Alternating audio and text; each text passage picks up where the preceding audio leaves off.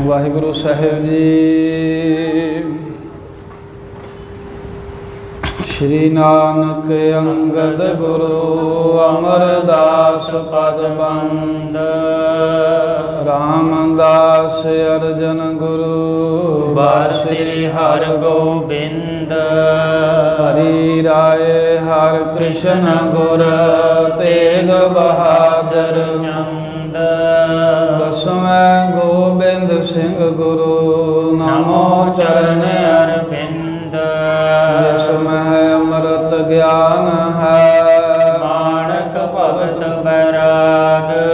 ਸ੍ਰੀ ਗੁਰੂ ਗ੍ਰੰਥ ਸਾਹਿਬ ਉਦਦ ਬੰਦਉ ਕਰ ਅਨੁਰਾਗ। ਸ੍ਰੀ ਗੁਰ ਸ਼ਬਦ ਕਮਾਏ ਜਿਨ ਜੀਤੇ ਪੰਚ ਵਿਕਾਰ।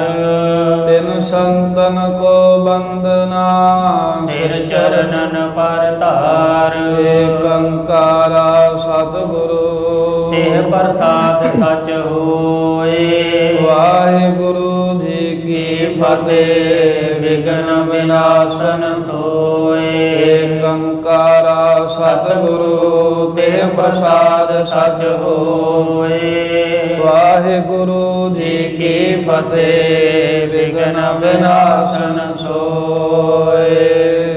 ਸਤਨਾਮ ਸ੍ਰੀ ਵਾਹਿਗੁਰੂ ਸਾਹਿਬ ਜੀ।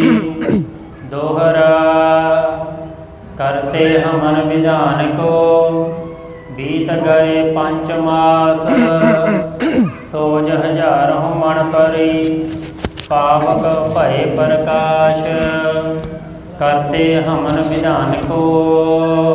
ਵਾਹਿਗੁਰੂ ਜੀ ਕਾ ਖਾਲਸਾ ਵਾਹਿਗੁਰੂ ਜੀ ਕੀ ਫਤਿਹ। ਪਤਿਤ ਪਾਵਨ ਭਗਤ ਵਤਸਲ ਕਿਰਪਾ ਨਿਧਾਨ। ਜੁਗੋ ਜੁਗ ਅਟਲ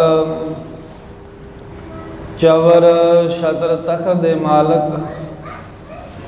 ਪ੍ਰਗਟ ਗੁਰਾਂ ਕੀ ਦੇਹ ਪ੍ਰਤੱਖ ਹਰ। ਧੰਨ ਧੰਨ ਸਤਿਗੁਰੂ ਸ੍ਰੀ ਗੁਰੂ ਗ੍ਰੰਥ ਸਾਹਿਬ ਮਹਾਰਾਜ ਜੀ ਦੀ ਪਰਮ ਪਵਿੱਤਰ ਸਤ ਸੰਗਤ ਹਜ਼ੂਰੀ ਦੇ ਅੰਦਰ ਨਾਵੇਂ ਪਾਤਸ਼ਾਹ ਧਰਮ ਰੱਖਿਅਕ ਸ਼ਹੀਦ ਸਤਿਗੁਰੂ ਸ਼ਾਂਤੀ ਦੇ ਪੁੰਜ ਸ਼ਸਤਰ ਧਾਰੀ ਯੋਧੇ ਧਰਮ ਰੱਖਿਅਕ ਸ੍ਰੀ ਗੁਰੂ ਤੇਗ ਬਹਾਦਰ ਸਾਹਿਬ ਮਹਾਰਾਜ ਜੀ ਦੇ ਮਹਾਨ ਪਾਵਨ ਪਵਿੱਤਰ ਭਜਨ ਬੰਦਗੀ ਤਪ ਅਸਥਾਨ ਗੁਰਦੁਆਰਾ ਸ੍ਰੀ ਭੋਰਾ ਸਾਹਿਬ ਜੀ ਪਾਤਸ਼ਾਹੀ ਨੌਵੀਂ ਵਿਖੇ ਪਿਛਲੇ ਪੈਰ ਦੇ ਸਮੇਂ ਦੇ ਸਜੇ ਹੋਏ ਦੀਵਾਨਾਂ ਦੇ ਅੰਦਰ ਗੁਰ ਇਤਿਹਾਸ ਦੀ ਕਥਾ ਵਿਚਾਰ ਸਰਵਣ ਕਰਨ ਦੇ ਲਈ ਇਕੱਤਰ ਹੋਏ ਗੁਰੂ ਪਿਆਰੀ ਖਾਲਸਾ ਸਾਧ ਸੰਗਤ ਜੀ। ਸਤਿਗੁਰੂ ਮਹਾਰਾਜ ਸਾਹਿਬ ਜੀ ਨੇ ਅਪਾਰ ਬਖਸ਼ਿਸ਼ ਕਿਰਪਾਲਤਾ ਕੀਤੀ ਹੈ ਜੋ ਸਾਨੂੰ ਇਹ ਭਾਗਾਂ ਭਰਿਆ ਸਮਾਂ ਬਖਸ਼ਿਆ ਹੈ। ਦਰਸ਼ਨ ਦਿਦਾਰੇ ਹਾਜ਼ਰੀ ਗੁਰ ਅਸਥਾਨਾਂ ਦੀ ਸੇਵਾ ਬਖਸ਼ੀ ਹੈ। ਚੱਲ ਰਹੀ ਲੜੀਵਾਰ ਇਤਿਹਾਸ ਦੀ ਕਥਾ 'ਚ ਆਪਾਂ ਕੱਲ ਪ੍ਰਸੰਗ ਸਰਵਣ ਕੀਤੇ ਨੇ। ਕਿਵੇਂ ਗੁਰੂ ਕਲਗੀਧਰ ਮਹਾਰਾਜ ਆਪ ਨਾਰਾਇਣ ਦਾ ਸਰੂਪ ਨਰ ਲੀਲਾ ਅਨੁਸਾਰੀ ਹੋ ਕਰਕੇ ਕੌਤਕ ਕਰ ਰਹੇ ਹਨ। ਸਤਿਗੁਰੂ ਮਹਾਰਾਜ ਸਾਹਿਬ ਜੀ ਜਿਵੇਂ ਬ੍ਰਾਹਮਣ ਕਹਿ ਰਿਹਾ ਹੈ ਮੈਂ ਚੰਡੀ ਪ੍ਰਗਟ ਕਰਕੇ ਵਿਖਾਵਾਂਗਾ, ਮੇਰੇ ਕਹੇ ਅਨੁਸਾਰ ਕਰੋ। ਸਾਹਿਬ ਕਹਿੰਦੇ ਠੀਕ ਹੈ। ਪਹਿਲਾਂ 5 ਪੈਰਾਂ ਦਾ ਚੌਂਕੜਾ ਮਾਰਦਾ ਸੀ, ਫਿਰ ਕਰਦਿਆਂ ਕਰਦਿਆਂ ਕਹਿੰਦਾ ਮਹਾਰਾਜ ਸਵਾ ਪੈਰ ਬਹੁਤ ਹੁੰਦਾ। ਇੱਕ ਦਿਨ ਸਤਿਗੁਰਾਂ ਸ਼ਿਕਾਰ ਖੇਡਿਆ, ਕਹਿੰਦਾ ਮਹਾਰਾਜ ਜੀਵ ਮਾਰ ਤੇ ਹੁਣ ਤਾਂ ਜੱਗ ਨਹੀਂ ਸੰਪੂਰਨ ਹੋਵੇਗਾ। ਸਾਹਿਬ ਕਹਿੰਦੇ ਜੇ ਇਹਨਾਂ ਦੇ ਸ਼ਿਕਾਰ ਖੇਡਣ ਨਾਲ ਜੱਗ ਸੰਪੂਰਨ ਨਹੀਂ ਹੋਵੇਗਾ, ਜੀਂਦੇ ਕਰ ਦਿੰਦੇ ਹੋਣੇ, ਜਿਵੇਂ ਮਾਰੇ ਉਵੇਂ ਜਿਉਂਦੇ ਕਰ ਦਿੰਦੇ ਆ। ਸਤਿਗੁਰਾਂ ਨੇ ਕਹਿ ਕੇ ਸਿੱਖਾਂ ਨੂੰ ਰੱਸੀਆਂ ਖਿਲਾ ਦਿੱਤੀਆਂ। ਮਹਾਰਾਜ ਸਾਹਿਬ ਦੀ ਕਿਰਪਾ ਦ੍ਰਿਸ਼ਟੀ ਹੋਈ। ਜਿੰਨੇ ਵੀ ਪੰਛੀ ਸਨ ਉਹ ਆਕਾਸ਼ ਦੇ ਵਿੱਚ ਉੱਡ ਗਏ। ਜਿੰਨੇ ਵੀ ਕੋਈ ਸਹੇ ਆਦਿਕ ਜਾਂ ਹੋਰ ਹਿਰਨ ਆਦਿਕ ਸੂਰ ਆਦਿਕ ਜਾਨਵਰ ਸਨ ਉਹ ਸਾਰੇ ਕੋਈ ਖੱਬੇ ਨੂੰ ਦੌੜ ਗਿਆ, ਕੋਈ ਸੱਜੇ ਨੂੰ ਦੌੜ ਗਿਆ। ਇੱਦਾਂ ਵੀ ਇਤਿਹਾਸਕਾਰਾਂ ਲਿਖੇ ਵੀ ਜਾਂਦੇ ਆ ਉਸ ਬ੍ਰਾਹਮਣ ਨੂੰ ਲਾਹਣਤਾਂ ਪਾਉਂਦੇ ਗਏ, ਕਹਿੰਦੇ ਵੀ ਸਾਨੂੰ ਮੁਕਤ ਕੀਤਾ ਸੀ ਮਹਾਰਾਜ ਨੇ, ਅਸੀਂ ਸੱਚਖੰਡ ਚੱਲੇ ਸੀ, ਸਾਨੂੰ ਤੂੰ ਵਾਪਸ ਲੈ ਜਾਂਦਾ, ਫਿਰ ਇਹ ਨਰਕ ਭੋਗਣ ਲਈ ਜੂਨੀਆਂ ਦੇ ਵਿੱਚ, ਤੇਰਾ ਭਲਾ ਨਹੀਂ ਕਦੀ ਹੋਵੇਗਾ ਜੇ ਤੂੰ ਸਾਨੂੰ ਮੁਕਤ ਨਹੀਂ ਹੋਣ ਦਿੱਤਾ। ਬ੍ਰਾਹਮਣ ਨੂੰ ਜਿਹੜਾ ਮੌਕਾ ਮਿਲਿਆ ਸੀ ਮਹਾਰਾਜ ਨੇ ਨਹੀਂ ਬਣਨ ਦਿੱਤਾ। ਫਿਰ ਗਰੀਬ ਨਿਵਾਜ ਸਤਿਗੁਰੂ ਸਾਹਿਬ ਜੀ ਦਾ ਇਹ ਕੌਤਕ ਵੇਖ ਕੇ ਇਹਨੂੰ ਭਰੋਸਾ ਹੋ ਗਿਆ ਵੀ ਕਹਿੰਦਾ ਮਹਾਰਾਜ ਤੁਸੀਂ ਤਾਂ ਰੱਬ ਦਾ ਰੂਪ ਹੋ, ਮੈਨੂੰ ਤਾਂ ਐਵੇਂ ਹੀ ਤੁਸੀਂ ਕਿਹਾ ਵੀ ਚੰਡੀ ਪ੍ਰਗਟ ਕਰਨਾ ਤਾਂ ਸਾਰਾ ਕੁਝ ਤੁਸੀਂ ਆਪ ਹੀ ਹੈ। ਸੋਚਦਾ ਜਾਂਦਾ ਵੀ ਮਹਾਰਾਜ ਦੇ ਕਰਕੇ ਮੇਰਾ ਜਸ ਹੋਵੇਗਾ, ਗੁਰੂ ਕੋਲੋਂ ਮਾਇਆ ਮਿਲੇਗੀ, ਗੁਰੂ ਮਹਾਰਾਜ ਦੇ ਕੋਲੋਂ ਮੈਨੂੰ ਖੁਸ਼ੀਆਂ ਮਿਲਣਗੀਆਂ। ਇੱਦਾਂ ਸੋਚਦਾ ਹੋਇਆ ਇਹ ਆਪਣੇ ਡੇਰੇ ਚਲਾ ਗਿਆ। ਅਗਲੀ ਸਵੇਰ ਮਹਾਰਾਜ ਨੂੰ ਨਾਲ ਲੈ ਕੇ ਫਿਰ ਉਸੇ ਨੈਣੇ ਦੇ ਟਿੱਲੇ 'ਤੇ, ਜਿਹਨੂੰ ਹੁਣ ਨੈਣਾ ਦੇਵੀ ਕਹਿੰਦੇ ਨੇ, ਉੱਥੇ ਪਹੁੰਚੇ ਨੇ। ਕਈ ਜਿਹੜੇ ਲੋਕ ਹਨ ਕਹਿੰਦੇ ਗੁਰੂ ਗੋਬਿੰਦ ਸਿੰਘ ਮਹਾਰਾਜ ਨੇ ਉੱਤੇ ਪਹਾੜੀ 'ਤੇ ਜਾ ਕੇ ਨੈਣਾ ਦੇਵੀ ਦੀ ਪੂਜਾ ਕੀਤੀ। ਕਹਿੰਦੇ ਨੈਣਾ ਦੇਵੀ ਦੀ ਪੂਜਾ ਕਰਦੇ ਰਹੇ ਅਤੇ ਫਿਰ ਮਹਾਰਾਜ ਸਾਹਿਬ ਨੇ ਵਰ ਲਏ। ਜਦੋਂ ਕਿ ਇਤਿਹਾਸ ਵਿੱਚ ਸਪਸ਼ਟ ਆ ਗਿਆ ਵੀ ਉੱਥੇ ਕੋਈ ਮੰਦਰ ਨਹੀਂ ਸੀ, ਨੈਣੇ ਦਾ ਟਿੱਲਾ ਸੀ, ਉੱਚੇ ਥਾਂ ਨੂੰ ਟਿੱਲਾ ਕਹਿੰਦੇ ਹਨ, ਨੈਣੇ ਦਾ ਟਿੱਲਾ ਸੀ। ਅਤੇ ਉਹਨੇ ਆਪਣੀ ਗਾਂ ਦੇ ਦੁੱਧ ਇੱਕ ਥਾਂ 'ਤੇ ਥਣਾ 'ਚੋਂ ਸਿਮਣ ਕਰਕੇ ਉਹਨੂੰ ਕੋਈ ਪੂਜਨੀਕ ਜਗ੍ਹਾ ਮੰਨ ਕੇ ਇੱਟਾਂ 2-4 ਜ਼ਰੂਰ ਰੱਖ ਦਿੱਤੀਆਂ ਸਨ। ਪਰ ਅਸਲ ਦੇ ਵਿੱਚ ਗੁਰੂ ਸਾਹਿਬ ਨੇ ਇੱਥੇ ਜਦੋਂ ਇਹ ਕੌਤਕ ਕੀਤਾ ਜੱਗ ਕਰਨ ਦਾ ਬਹਾਨਾ ਜਿਹਾ ਬਣਾ ਕੇ, ਆਪ ਵੀ ਮਹਾਰਾਜ ਇੱਥੇ ਬੰਦਗੀ ਕਰਦੇ ਰਹੇ, ਚੌਂਕੜਾ ਮਾਰ ਕੇ, ਇਕਾਂਤ ਥਾਂ ਸੀ, ਸੋਹਣੀ ਜਗ੍ਹਾ ਸੀ। ਉਹ ਲੋਕਾਂ ਨੇ ਫਿਰ ਆਪਣੇ ਹਿਸਾਬ ਦੇ ਨਾਲ ਕਿਹਾ ਵੀ ਮਹਾਰਾਜ ਇੱਥੇ ਵੀ ਨੈਣਾ ਦੇਵੀ ਨੂੰ ਪੂਜਦੇ ਰਹੇ, ਜਦੋਂ ਕਿ ਨੈਣਾ ਦੇਵੀ ਦਾ ਕੋਈ ਜ਼ਿਕਰ ਬ੍ਰਾਹਮਣ ਨੂੰ ਵੀ ਨਹੀਂ ਪਤਾ, ਜਿਹੜਾ ਹਿੰਦੂ ਧਰਮ ਦੇ ਸਾਰੇ ਗ੍ਰੰਥ ਪੜ੍ਹਿਆ ਹੈ। ਅਤੇ ਉਹ ਸਤਿਗੁਰੂ ਮਹਾਰਾਜ ਸਾਹਿਬ ਨੇ ਉਹਨੂੰ ਜਗ੍ਹਾ ਦਿਖਾਈ ਹੈ। ਅਤੇ ਨਾਲੇ ਇਤਿਹਾਸ ਦੇ ਵਿੱਚ ਜਿਵੇਂ ਲਿਖਿਆ ਇਤਿਹਾਸਕਾਰਾਂ ਨੇ, ਇਤਿਹਾਸਕਾਰਾਂ ਦੇ ਕੋਲੋਂ ਹੋ ਸਕਦਾ ਵੀ ਲਿਖਣ 'ਚ ਕੋਈ ਅੱਖਰ 1-2 ਵੱਧ ਘੱਟ ਹੋ ਸਕਦਾ, ਕਥਾ ਕਰਨ ਵਾਲਾ ਵੀ ਕੋਈ ਜਿਹੜਾ ਆਪਣੀ ਭੁੱਲ ਕਰ ਸਕਦਾ, ਪਰ ਗੁਰੂ ਕਲਗੀਧਰ ਨੇ ਜੋ ਆਪਣੀ ਬਾਣੀ 'ਚ ਲਿਖ ਦਿੱਤਾ ਹੈ ਆਪਾਂ ਉਹਨੂੰ ਮੰਨਣਾ ਹੈ।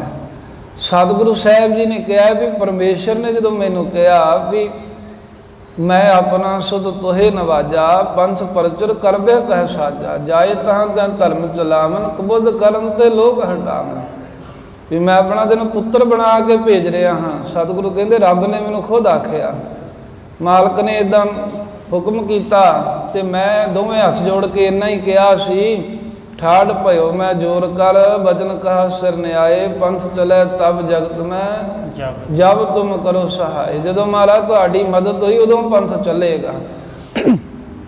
ਇਸ ਕਰਕੇ ਗੱਲ ਤਾਂ ਆਪੇ ਖੰਡਨ ਹੋ ਗਈ। ਜਿਹੜਾ ਕੋਈ ਆਖੇ ਵੀ ਨੈਣਾ ਦੇਵੀ ਦੀ ਪੂਜਾ ਕੀਤੀ, ਜਾਂ ਕੋਈ ਆਖੇ ਦੁਰਗਾ ਦੇਵੀ ਦੀ ਪੂਜਾ ਕੀਤੀ, ਜਾਂ ਕੋਈ ਆਖੇ ਕਾਲੀ ਦੇਵੀ ਨੂੰ ਮਹਾਰਾਜ ਨੇ ਮਨਾਇਆ, ਉਹ ਗੁਰੂ ਸਾਹਿਬ ਦੀ ਬਾਣੀ 10ਵੇਂ ਪਾਤਸ਼ਾਹ ਦੀ ਉਹਨਾਂ ਦੇ ਖੰਡਨ ਕਰਦੀ, ਕਿਸੇ ਕਵੀ ਦੀ ਗੱਲ ਉੱਤੇ ਨਹੀਂ ਹੋਵੇਗੀ। ਪਰ ਫਿਰ ਵੀ ਕਵੀ ਜੀ ਨੇ ਇੱਥੇ ਜੋ ਕਿਹਾ ਇਹ ਆਦਿ ਸ਼ਕਤੀ ਦੀ ਗੱਲ ਕੀਤੀ ਹੈ ਕਥਾ ਵਿੱਚ, ਅਤੇ ਬ੍ਰਾਹਮਣ ਜਿਹੜਾ ਹੈ ਇਹਦਾ ਪਾਜ ਉਘੇੜਨਾ ਹੈ, ਖਾਲਸੇ ਨੂੰ ਪਰਮੇਸ਼ਰ ਦੀ ਆਦਿ ਸ਼ਕਤੀ ਦੇ ਨਾਲ ਲਾਉਣਾ ਹੈ। ਜਿਵੇਂ ਮੁਸਲਮਾਨ ਧਰਮ ਦੇ ਵਿੱਚ ਵੀ ਮੰਨਿਆ ਜਾਂਦਾ ਹੈ ਵੀ ਖੁਦਾ ਨੇ ਬਾਬਾ ਆਦਮ ਅਤੇ ਅੰਮਾ ਹਵਾ ਨੂੰ ਪੈਦਾ ਕੀਤਾ। ਬਾਬਾ ਆਦਮ ਉਹ ਪਹਿਲੀ ਸ਼ਕਤੀ ਸੀ ਜਿਹੜੀ ਖੁਦਾ ਨੇ ਪੈਦਾ ਕੀਤੀ, ਅਤੇ ਅੰਮਾ ਹਵਾ ਦੂਸਰੀ ਸ਼ਕਤੀ ਸੀ। ਉਹਨਾਂ ਤੋਂ ਕਹਿੰਦੇ ਵੀ ਸਾਰੇ ਜਗਤ ਦੀ ਜਿਹੜੀ ਅੱਗੇ ਫਿਰ ਸਿਰਜਣਾ ਹੋਈ ਹੈ। ਇਵੇਂ ਹਰ ਇੱਕ ਧਰਮ ਦੇ ਵਿੱਚ ਸ਼ਕਤੀ ਨੂੰ ਨਾਲ ਜ਼ਰੂਰ ਰੱਖਿਆ ਗਿਆ। ਜਿੱਥੇ ਜਗਤ ਨੂੰ ਪੈਦਾ ਕਰਨ ਵਾਲਾ ਪਿਤਾ ਰੂਪ ਵਿੱਚ ਪਰਮੇਸ਼ਰ ਮੰਨਿਆ ਗਿਆ, ਮਾਤਾ ਰੂਪ ਵਿੱਚ ਵੀ ਵਾਹਿਗੁਰੂ ਨੂੰ ਮੰਨਿਆ ਜਾਂਦਾ ਹੈ, ਅਤੇ ਇਹਦੇ ਵਿੱਚ ਕੋਈ ਗੁਨਾਹ ਨਹੀਂ। ਹਾਂ, ਉਹ ਸ਼ਕਤੀ ਉਹ ਨਹੀਂ ਹੈ ਵੀ ਜਿਹੜੀ ਕਿਸੇ ਨੇ ਦੁਰਗਾ ਬਣਾ ਲਈ, ਕਿਸੇ ਨੇ 4 ਬਾਹਾਂ ਵਾਲੀ ਬਣਾ ਲਈ, ਕਿਸੇ ਨੇ 8 ਬਾਹਾਂ ਵਾਲੀ ਬਣਾ ਲਈ। ਜੇ ਇਹਦੇ ਬਾਰੇ ਪੁੱਛਣਾ ਹੋਵੇ ਕਿ ਮਹਾਰਾਜ ਦੁਰਗਾ ਦੇ ਪੁਜਾਰੀ ਸਨ, ਜੇ ਕਿਸੇ ਅਨੁਮਤੀ ਦੀ ਗੱਲ ਮੰਨ ਲਈਏ, ਅਤੇ ਜਾਂ ਜਿਹੜੇ ਇਹੋ ਜਿਹੀ ਕਥਾ ਨੂੰ ਛੱਡ ਦਿੰਦੇ, ਕਹਿੰਦੇ ਜੇ ਕਥਾ ਪੜ੍ਹੀਏ ਤਾਂ ਮਹਾਰਾਜ ਦੁਰਗਾ ਦੇ ਪੁਜਾਰੀ ਸਿੱਧ ਹੁੰਦੇ, ਤਾਂ ਗੁਰੂ 10ਵੇਂ ਪਾਤਸ਼ਾਹ ਦੀ ਬਾਣੀ ਪੜ੍ਹ ਲਓ। ਮਹਾਰਾਜ ਕਹਿੰਦੇ ਤੈਂ ਹੀ ਦੁਰਗਾ ਸਾਜ ਕੇ ਦੈਂਤਾਂ ਦਾ ਨਾਸ਼ ਕਰਾਇਆ। ਤੈਂ ਸ਼ਬਦ ਜਿਹਨੂੰ ਕਹਿ ਰਹੇ ਨੇ ਉਹ ਅਸਲੀ ਸ਼ਕਤੀ ਹੈ ਪਰਮੇਸ਼ਰ। ਇਹ ਮਹਾਰਾਜ ਤੂੰ ਹੀ ਦੁਰਗਾ ਬਣਾ ਕੇ ਤੇ ਦੈਂਤ ਨਾਸ਼ ਕੀਤੇ ਹੈ। ਤੇਥੋਂ ਹੀ ਬਲ ਰਾਮ ਲੈ ਨਾਲ ਬਾਣਾ ਦਹਿ ਸਰਕਾਇਆ, ਤੇਥੋਂ ਹੀ ਬਲ ਕ੍ਰਿਸ਼ਨ ਲੈ ਕੰਸ ਕੇਸੀ ਪਕੜ ਗਰਾਇਆ। ਬੜੇ ਬੜੇ ਮਨ ਦੇਵਤੇ ਕਈ ਜੁਗਤ ਨਹੀਂ कई जुगत नहीं तन ताया किनी तेरा अंत न पाया साधु साजुग बीते आज सीली त्रेता आया नची कल सरोर सरी कल नार डौरू आया अभिमान उतारन देवत्या मैं खासर संभ्यो पाया जीत ले तिन देवते। इस तरह करके महाराज ने स्पष्ट कह दिता भी तै ही दुर्गा साज के भी दुर्गा महाराज तू बनाई है। इदा है भी जिमें आप कह देना भी एक तो पावर हाउस है जितों बिजली बनती है वो बिजली बल्ब के होर रूप च दिखती है पखे दे होर रूप है बल्ब के बिजली आती तो प्रकाश जा करती है अगे बल्ब जिहो जे रंग का कर दो बिजली उस रंग की दिखती है पखे दे बिजली वो पखा घुमाने वाले रूप में दिखती है होर गांह तो गांह जिहड़ा भी कोई बिजली वाला साधन लाओ जिहड़ी बिजली है ना वो उस रूप दे विच दिखती है पर असल दे विच पिछे ना शक्ति एक है ना पावर हाउस तो एक ही है ना जिथों बिजली बनती है पावर हाउस एक है पर बल्ब पखा होर लड़ियाँ मोटर वो बिजली अनेकों रूप होकर गाड़ी प्रगट हो रही है। एवं मालिक की शक्ति एक ही है वो कई रूप में कई कौतक किए ਉਹਨੂੰ ਕਿਸੇ ने कह दिता भी ये काली है किसी ने कह दिता भी ये दुर्गा है किसी ने कह दिता भी ये नरसिंह रूप है।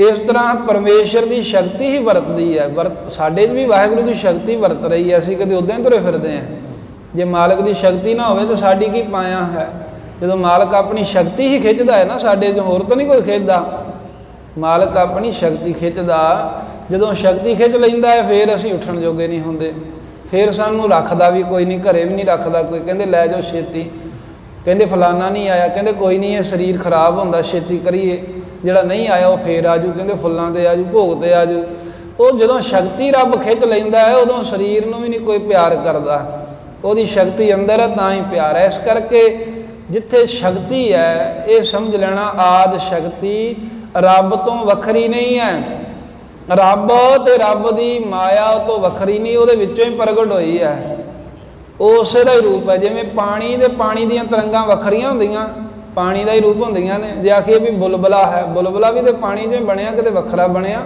जिमें कहते भी आ सोने का कड़ा हैगा तो सोना ही है ना आ लोहे का कड़ा है लोहा ही है वखरा तो नहीं ना लोहे के नालों। इस तरह मालिक तो उसकी शक्ति वखरी नहीं इत्थे आद शक्ति की कथा चल रही है तो जिमें कलगीधर महाराज नूं वो आद शक्ति के सुपने च दर्शन होंदे ने जिमें महाराज साहब जी ब्राह्मण नूं दसदे बड़ा खुश होया जिमें सतगुरु आईयां संगतां नूं निहाल करदे ने। ये पावन पवित्र जिहड़ी कथा कलगीधर दसम पातशाह चिट्टियां बाजां वाले नीले दे शाह सवार सतगुरां दा पावन इतिहास श्रवण करन दे लई लवाओ हाजरी आखो सतनाम श्री वाहिगुरु साहिब जी सतनाम श्री वाहिगुरु साहिब जी।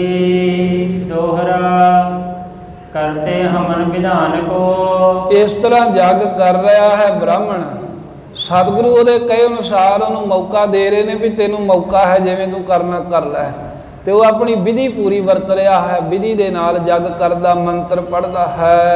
बीत गए 5 मास 5 महीने इदां करदियां बतीत हो गए सवा पैर जांदे ने फिर बाकी अपने आनंद विच रहिंदे हन। 100 हज़ार मन भरी आ विच समगरी अग दे विच कहंदे हज़ारां मन समगरी पै गई है। पाक भय प्रकाश जदों समगरी विच पैंदी है ते अग दी लाट जी उठदी प्रकाश जिहा उठदा क्योंकि घिओ ते होर कई तरह दीयां कीमती चीज़ां विच पईयां ने वो सारी समगरी जिहड़ी उहदे विच पैंदी है। वो ब्राह्मण का मनना यह है भी ये ज्वालामुखी का मूँह ही है भी इधर जो कुछ पाउने आ भी ये ज्वाला देवी नूं जांदा फिर जदों उहनूं चंगीआं चीज़ां देवांगे वो खुश हो गए प्रसन्न हो गए फिर प्रगट होगी ਉਹਦੀ शक्ति जिहड़ी है वो होर तरह की है। महाराज जिस शक्ति नूं मनदे ने वो परमेश्वर की आद शक्ति है पर ब्राह्मण के कहे अनुसार कौतक कर रहे हैं। चौपाई मास जोज सकुल पख आयो इदा करदियां कहंदे भी असू का महीना शुक्ला पख आ गया। नौवीं दिवस आनंद उपायो 9ਵੀਂ थित सी ते बड़ा कहंदे आनंददाई समा बनया है। सर्व ठौर ते पूज बडेरी सारे थावां ते कहंदे भी बहुत ही इन्हां दिनां दे विच लोग जिहड़े हन वो देवी की पूजा उदा भी करते हैं कोई काली कोई दुर्गा कोई किसी रूप की पूजा करता है। वो ब्राह्मण भी उस तरह का ही रूप जिहड़ा है सामने लिया के पूजा कर रहा पर महाराज साहब जी जिहड़े हैं उसका स्वरूप कोई नहीं है उसका ਜਾਂ ਉਸ ਦਾ ਪੂਜਨ ਕਰ ਰਹੇ ਨੇ। ਐਸੇ ਕਥਾ ਦੇ ਐਸੇ ਪ੍ਰਸੰਗ ਦੇ ਵਿੱਚ ਨਾ ਅੱਜ ਹੀ ਕਥਾ ਦੇ ਅਖੀਰ 'ਚ ਉਹ ਸ਼ਕਤੀ ਦਾ ਵਰਣਨ ਆ ਜਾਊ ਵੀ ਉਹ ਸ਼ਕਤੀ ਨੂੰ ਕੌਣ ਕੌਣ ਧਿਆਉਂਦਾ ਹੈ। ਫਿਰ ਸਾਰੀ ਗੱਲ ਸਾਫ਼ ਹੋ ਜਾਣੀ ਵੀ ਮਹਾਰਾਜ ਕਿਹੜੀ ਸ਼ਕਤੀ ਦੀ ਗੱਲ ਕਰ ਰਹੇ। ਐਸੇ ਪ੍ਰਸੰਗ ਅੱਜ ਵਾਲੇ ਦੇ ਅਖੀਰਲੇ ਵਿੱਚ ਉਹ ਅਸਲ ਸ਼ਕਤੀ ਜਿਹੜੀ ਹੈ ਨਾ ਉਹਦੀ ਕਥਾ ਕਵੀ ਜੀ ਨੇ ਕਹਿ ਦੇਣੀ ਹੈ। ਹਮਨ ਸੋ ਮੰਤਰ ਕੀਨ ਬਹੁ ਮੇਰੀ। ਜੋ ਪੰਡਤ ਹਵਨ ਕਰੀ ਜਾਂਦਾ ਹੈ, ਮੰਤਰ ਪੜ੍ਹੀ ਜਾਂਦਾ ਹੈ, ਤੇ ਜਦੋਂ ਕਹਿੰਦਾ ਸਵਾਦ ਮਹਾਰਾਜ ਜੀ ਸਮਗਰੀ ਪਾ ਦਿੰਦੇ ਨੇ। ਪੰਜ ਪਹਿਰ ਕੋ 9 ਦਿਨ ਹੋਵਾ। ਇਸ ਤਰ੍ਹਾਂ 9 ਦਿਨ ਤਾਂ ਕਹਿੰਦੇ 5 ਪੈਰ ਫੇਰ ਮਹਾਰਾਜ ਸਾਹਿਬ ਨੇ ਕਰਤਾ। ਉਹ ਸਵਾ ਕੁ ਪੈਰ ਹੀ ਬਾਹਮਣ ਕਰਦਾ ਹੈ ਤੇ ਮਹਾਰਾਜ 5 ਪੈਰ ਦਾ ਚੌਂਕੜਾ ਮਾਰ ਕੇ ਨਿਜ ਸਰੂਪ ਵਿੱਚ ਲੀਨ ਹੋ ਕੇ ਆਪਣੇ ਸਰੂਪ ਦਾ ਧਿਆਨ ਧਾਰਦੇ ਹਨ। ਨਿਸਮਹ ਦੇਵੀ ਦਰਸ਼ਨ ਜੋ। ਉਧਰ ਰਾਤ ਸੁੱਤੇ ਤਾਂ ਜੋ ਪਰਮੇਸ਼ਰ ਦੀ ਚੰਡੀ ਹੈ, ਜੋ ਵਾਹਿਗੁਰੂ ਦੀ ਸ਼ਕਤੀ ਹੈ, ਉਹਦੇ ਸਰੂਪ ਦਾ ਮਹਾਰਾਜ ਨੂੰ ਦਰਸ਼ਨ ਹੋਇਆ ਸੁਪਨੇ 'ਚ। ਪ੍ਰਕਾਸ਼ ਹੀ ਪ੍ਰਕਾਸ਼ ਹੈ, ਉਹਦਾ ਕੋਈ ਆਕਾਰ ਨਹੀਂ ਹੈ। ਆਕਾਰ ਤੋਂ ਰਹਿਤ ਚਾਨਣ ਹੀ ਚਾਨਣ ਮਹਾਰਾਜ ਨੇ ਵੇਖਿਆ ਸੁਪਨਾ ਅਵਸਥਾ ਦੇ ਵਿੱਚ। ਇਹ ਅਸਲ ਵਿੱਚ ਮਹਾਰਾਜ ਸਾਹਿਬ ਤਾਂ ਉਸੇ ਦਾ ਹੀ ਰੂਪ ਨੇ, ਪਰ ਸਾਨੂੰ ਵੀ ਪਤਾ ਲੱਗੇ ਵੀ ਜਦੋਂ ਕੋਈ ਅਸੀਂ ਰੱਬ ਦਾ ਧਿਆਨ ਧਰਾਂਗੇ ਮਾਲਕ ਦਾ, ਉਹਦੇ ਸਰੂਪ ਦੇ ਦਰਸ਼ਨ ਇੱਦਾਂ ਸੁਪਨੇ 'ਚ ਵੀ ਹੋ ਜਾਂਦੇ ਨੇ।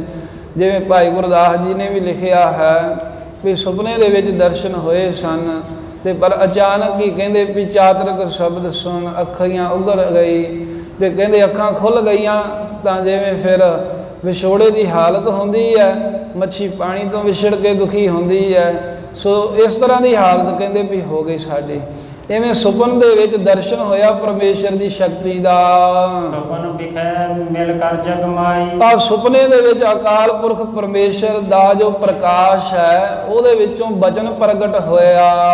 ਨਿਜਾਵਨ ਕੋ ਦਿਓ ਬਤਾਈ। ਆ ਆਪਣੇ ਆਉਣ ਦਾ ਕਾਰਨ ਦੱਸ ਦਿੱਤਾ ਮਹਾਰਾਜ ਸਾਹਿਬ ਨੂੰ। ਏ ਸੁਤ ਹੋਮੋ ਮੰਤਰ ਸਮੇਤਾ। ਆ ਕਹਿਣ ਲੱਗੇ ਮਹਾਰਾਜ ਤੁਸੀਂ ਜੋ ਇਹ ਬ੍ਰਾਹਮਣ ਦਾ ਪਾਜ ਜਿਹਾ ਉਘੇੜ ਕਰਨ ਦੇ ਵਾਸਤੇ ਇਹ ਜੱਗ ਜਿਹਾ ਕਰ ਰਹੇ ਹੋ, ਉਹਦੇ ਕੋ ਮੰਤਰ ਜੇ ਪੜ੍ਹਾ ਰਹੇ ਹੋ। ਕਰੋ ਧਿਆਨ ਮੋਰ ਆਮਨ ਹਿਰਤਾ। ਤੇ ਜਿਹੜਾ ਤੁਸੀਂ ਧਿਆਨ ਧਾਰਦੇ ਹੋ ਸਦਾ ਪਰਮੇਸ਼ਰ ਦਾ, ਵੀ ਇਹ ਜਗਤ ਵਿੱਚ ਵਿਧੀ ਵਿਧਾਨ ਦੇ ਨਾਲ ਤੁਸੀਂ ਮੈਨੂੰ ਪ੍ਰਗਟ ਕਰਨਾ ਚਾਹੁੰਦੇ ਹੋ ਜੋ ਸ੍ਰੀ ਸਾਹਿਬ ਦੇ ਰੂਪ ਦੇ ਵਿੱਚ। ਸਮੋ ਹੋਏ ਦਰਸ਼ਨ ਕੋ ਜਬੈ। ਆ ਮੈਂ ਉਹ ਬਾਹਮਣ ਦਾ ਪਾਜ ਵੀ ਤੁਹਾਡੇ ਲਈ, ਤੁਹਾਡੀ ਜਿਵੇਂ ਤੁਹਾਡੀ ਇੱਛਾ ਹੈ ਉਹ ਉਘੇੜ ਦਿਆਂਗੇ, ਵੀ ਜਿਹਨੂੰ ਉਹ ਮੰਨਦਾ ਵੀ ਉਹ ਮੇਰਾ ਕੋਈ ਰੂਪ ਨਹੀਂ। ਤੇ ਆਪ ਜੀ ਮਹਾਰਾਜ ਜਿਵੇਂ ਚਾਹੁੰਦੇ ਹੋ ਜਗਤ ਦੀ ਮਰਿਆਦਾ ਜਿਹੜੀ ਇਹਦੇ ਵਿੱਚ ਖਾਲਸਾ ਪੰਥ ਪ੍ਰਗਟ ਕਰਨ ਦੇ ਰਹੇ, ਉਦੋਂ ਮੈਂ ਆਪਣਾ ਪ੍ਰਗਟ ਰੂਪ ਵੀ ਜਿਹੜਾ ਹੈ ਸਰਗੁਣ ਸਰੂਪ ਉਹਦੇ ਦਰਸ਼ਨ ਵੀ ਕਰਾ ਦਿਆਂਗੀ ਤੁਹਾਡੇ ਹੁਕਮ ਨਾਲ ਸਭ ਨੂੰ। ਇੱਕ ਵਾਰ ਆਵੋ ਚਲ ਤਬੈ। ਆ ਇੱਕ ਵਾਰ ਮਹਾਰਾਜ ਮੈਂ ਜ਼ਰੂਰ ਆਵਾਂਗੀ, ਇਹ ਬਾਹਮਣ ਨੂੰ ਜ਼ੋਰ ਲਾ ਲੈਣ ਦਿਓ ਪਹਿਲਾਂ, ਫੇਰ ਮਹਾਰਾਜ ਤੁਹਾਡਾ ਜਦੋਂ ਹੁਕਮ ਹੋਊ ਮੈਂ ਤਾਂ ਤੁਹਾਡੇ ਘਰ ਦੀ ਝਾੜੂ ਮਾਰਨ ਵਾਲੀ ਹਾਂ। ਗੁਰੂ ਅੰਗਦ ਸਾਹਿਬ ਜਵਾਲਾ ਜੀ ਦੇ ਜਾਂਦੇ ਸੀ ਨਾ, ਜਿਹਨੂੰ ਇਹ ਬਾਹਮਣ ਮੰਨਦਾ ਹੈ। ਮਹਾਰਾਜ ਸਾਹਿਬ ਜੀ ਰਹਿ ਪਏ ਗੁਰੂ ਨਾਨਕ ਦੇਵ ਸਾਹਿਬ ਜੀ ਦੇ ਕੋਲ। ਰਾਤ ਕੀ ਵੇਖਦਾ ਵੀ ਇੱਕ ਮਾਈ ਆਈ ਹੈ ਲਾਲ ਜੇ ਬਸਤਰ ਨੇ ਤੇ ਝਾੜੂ ਮਾਰੀ ਜਾਂਦੀ ਹੈ। ਕਹਿਣ ਲੱਗੇ ਮਾਈ ਤੂੰ ਇੰਨੀ ਰਾਤ ਕਿੱਥੋਂ, ਕੌਣ ਲਾਗੇ ਬੰਨੇ ਦਾ ਕੋਈ ਘਰ ਨਹੀਂ? ਕਹਿੰਦੇ ਮੈਂ ਉਹੀ ਐ ਲੈਣਿਆ ਜਿੱਥੇ ਤੂੰ ਜਾਂਦਾ ਸੀ, ਮੈਂ ਉਹ ਦੇਵੀ ਐ। ਇੱਥੇ ਕੀ ਕਰਦੀ? ਕਹਿੰਦੇ ਇੱਥੋਂ ਹੀ ਤਾਂ ਸਭ ਕੁਝ ਲੈ ਕੇ ਅੱਗੇ ਵੰਡਦੀ ਆ, ਮੈਂ ਤਾਂ ਘਰ ਦੀ ਦਾਸੀ ਐ, ਮੈਂ ਤਾਂ ਝਾੜੂ ਮਾਰਨ ਵਾਲੀ ਆ ਗੁਰੂ ਨਾਨਕ ਸਾਹਿਬ ਦੇ ਘਰ ਦੀ। ਸੋ ਇਸ ਤਰ੍ਹਾਂ ਕਹਿੰਦੇ ਵੀ ਮੈਂ ਤਾਂ ਝਾੜੂ ਮਾਰਦੀ ਹਾਂ, ਜਦੋਂ ਤੁਹਾਡਾ ਹੁਕਮ ਹੋਵੇਗਾ ਇੱਕ ਵਾਰ ਪ੍ਰਗਟ ਹੋ ਕੇ ਦਰਸ਼ਨ ਦੇ ਦਿਆਂਗੀ ਸਾਰੇ। ਸਗਲ ਮਨੋਰਥ ਕਰਹੁ ਤੁਹਾਰ। ਜਿਹੜਾ ਤੁਹਾਡਾ ਮਨੋਰਥ ਹੈ ਨਾ ਵੀ ਬ੍ਰਾਹਮਣ ਦਾ ਪਾਜ ਉਘੇੜਨਾ ਤੇ ਪੰਥ ਨੂੰ ਜਿਹੜਾ ਵਿਧੀ ਵਿਧਾਨ ਨਾਲ ਪ੍ਰਗਟ ਕਰਨਾ, ਇਹ ਤੁਹਾਡਾ ਮਨੋਰਥ ਪੂਰਾ ਹੋਵੇਗਾ। ਤੈਹੋ ਵਰਜ ਮ੍ਰਿਦੈ ਮਝਾਰਾ। ਜੋ ਤੁਹਾਡੇ ਦਿਲ ਵਿੱਚ ਹੈ ਉਸੇ ਤਰ੍ਹਾਂ ਹੀ ਸਾਰੀਆਂ ਬਖਸ਼ਿਸ਼ਾਂ ਵਰਤਨੀਆਂ ਨੇ ਮਹਾਰਾਜ। ਸੁਭਤੈ ਸਵਾ ਜਾਮ ਕੈ ਜਾਮੁ। ਇਸ ਤਰ੍ਹਾਂ ਮਹਾਰਾਜ ਸਾਹਿਬ ਜੀ ਵਿਸ਼ਰਾਮ ਕਰ ਰਹੇ ਸੀ। ਸਵਾ ਪਹਿਰ ਰਾਤ ਦੇ ਸੁਪਤੇ ਸਵਾ ਜਾਮ ਕੈ ਜਾਮੋ। ਸਵਾ ਪਹਿਰ ਰਾਤ ਰਹਿੰਦੀ ਤੋਂ ਗਈ ਤੋਂ ਸਤਿਗੁਰੂ ਜੀ ਬਿਰਾਜਮਾਨ ਹੋਏ ਸਨ ਕੁਝ ਸਮਾਂ। ਉਠੇ ਸੁਪਨ ਜਾਣਿਓ ਅਬ੍ਰਹਮ। ਆ ਮਹਾਰਾਜ ਨੇ ਵੇਖਿਆ ਵੀ ਸੋਹਣਾ ਸੁਪਨਾ ਆਇਆ ਹੈ, ਰੱਬੀ ਸ਼ਕਤੀ ਨੇ ਦਦਾਰ ਦਿੱਤੇ ਨੇ, ਅੰਮ੍ਰਿਤ ਵੇਲੇ ਉੱਠ ਖੜੋਤੇ।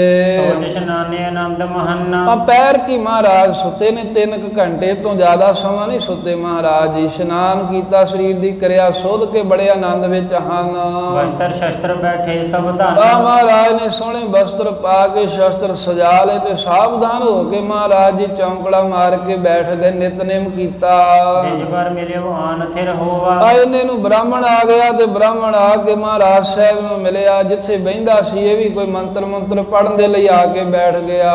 ਕਹਿਓ ਗੁਰੂ ਜਮ ਸਿਪਨਾ ਜੋਵਾ। ਇਹ ਬ੍ਰਾਹਮਣ ਨੂੰ ਥੋੜਾ ਜਿਹਾ ਮਹਾਰਾਜ ਸਾਹਿਬ ਜੀ ਦੀ ਪਰਖ ਜੀ ਕਰਨ ਦੇ ਲਈ ਵੀ ਇਹ ਕੀ ਸਮਝਦਾ ਵੀ ਮੇਰੇ ਨਾਲ ਸਭ ਕੁਝ ਵਰਤ ਰਿਹਾ ਮੇਰੇ ਮੰਤਰਾਂ ਕਰਕੇ। ਮਹਾਰਾਜ ਕਹਿੰਦੇ ਪੰਡਤ ਜੀ ਰਾਤ ਸਾਨੂੰ ਸੁਪਨਾ ਆਇਆ ਆਇਆ ਸੀ। ਸੁਣ ਕਰ ਕੇਸ਼ਵ ਦਾਸ ਨੰਦਿਓ ਸੁਪਨੇ ਦੇ ਵਿੱਚ ਪਰਮੇਸ਼ਰ ਦੇ ਦਰਸ਼ਨ ਹੋਏ, ਉਹਦੀ ਸ਼ਕਤੀ ਦੇ ਦਰਸ਼ਨ ਹੋਏ ਆ ਤੇ ਮਹਾਰਾਜ ਕੋ ਸੁਣ ਕੇ ਕੇਸ਼ਵ ਦਾਸ ਪੰਡਤ ਬੜਾ ਖੁਸ਼ ਹੋਇਆ।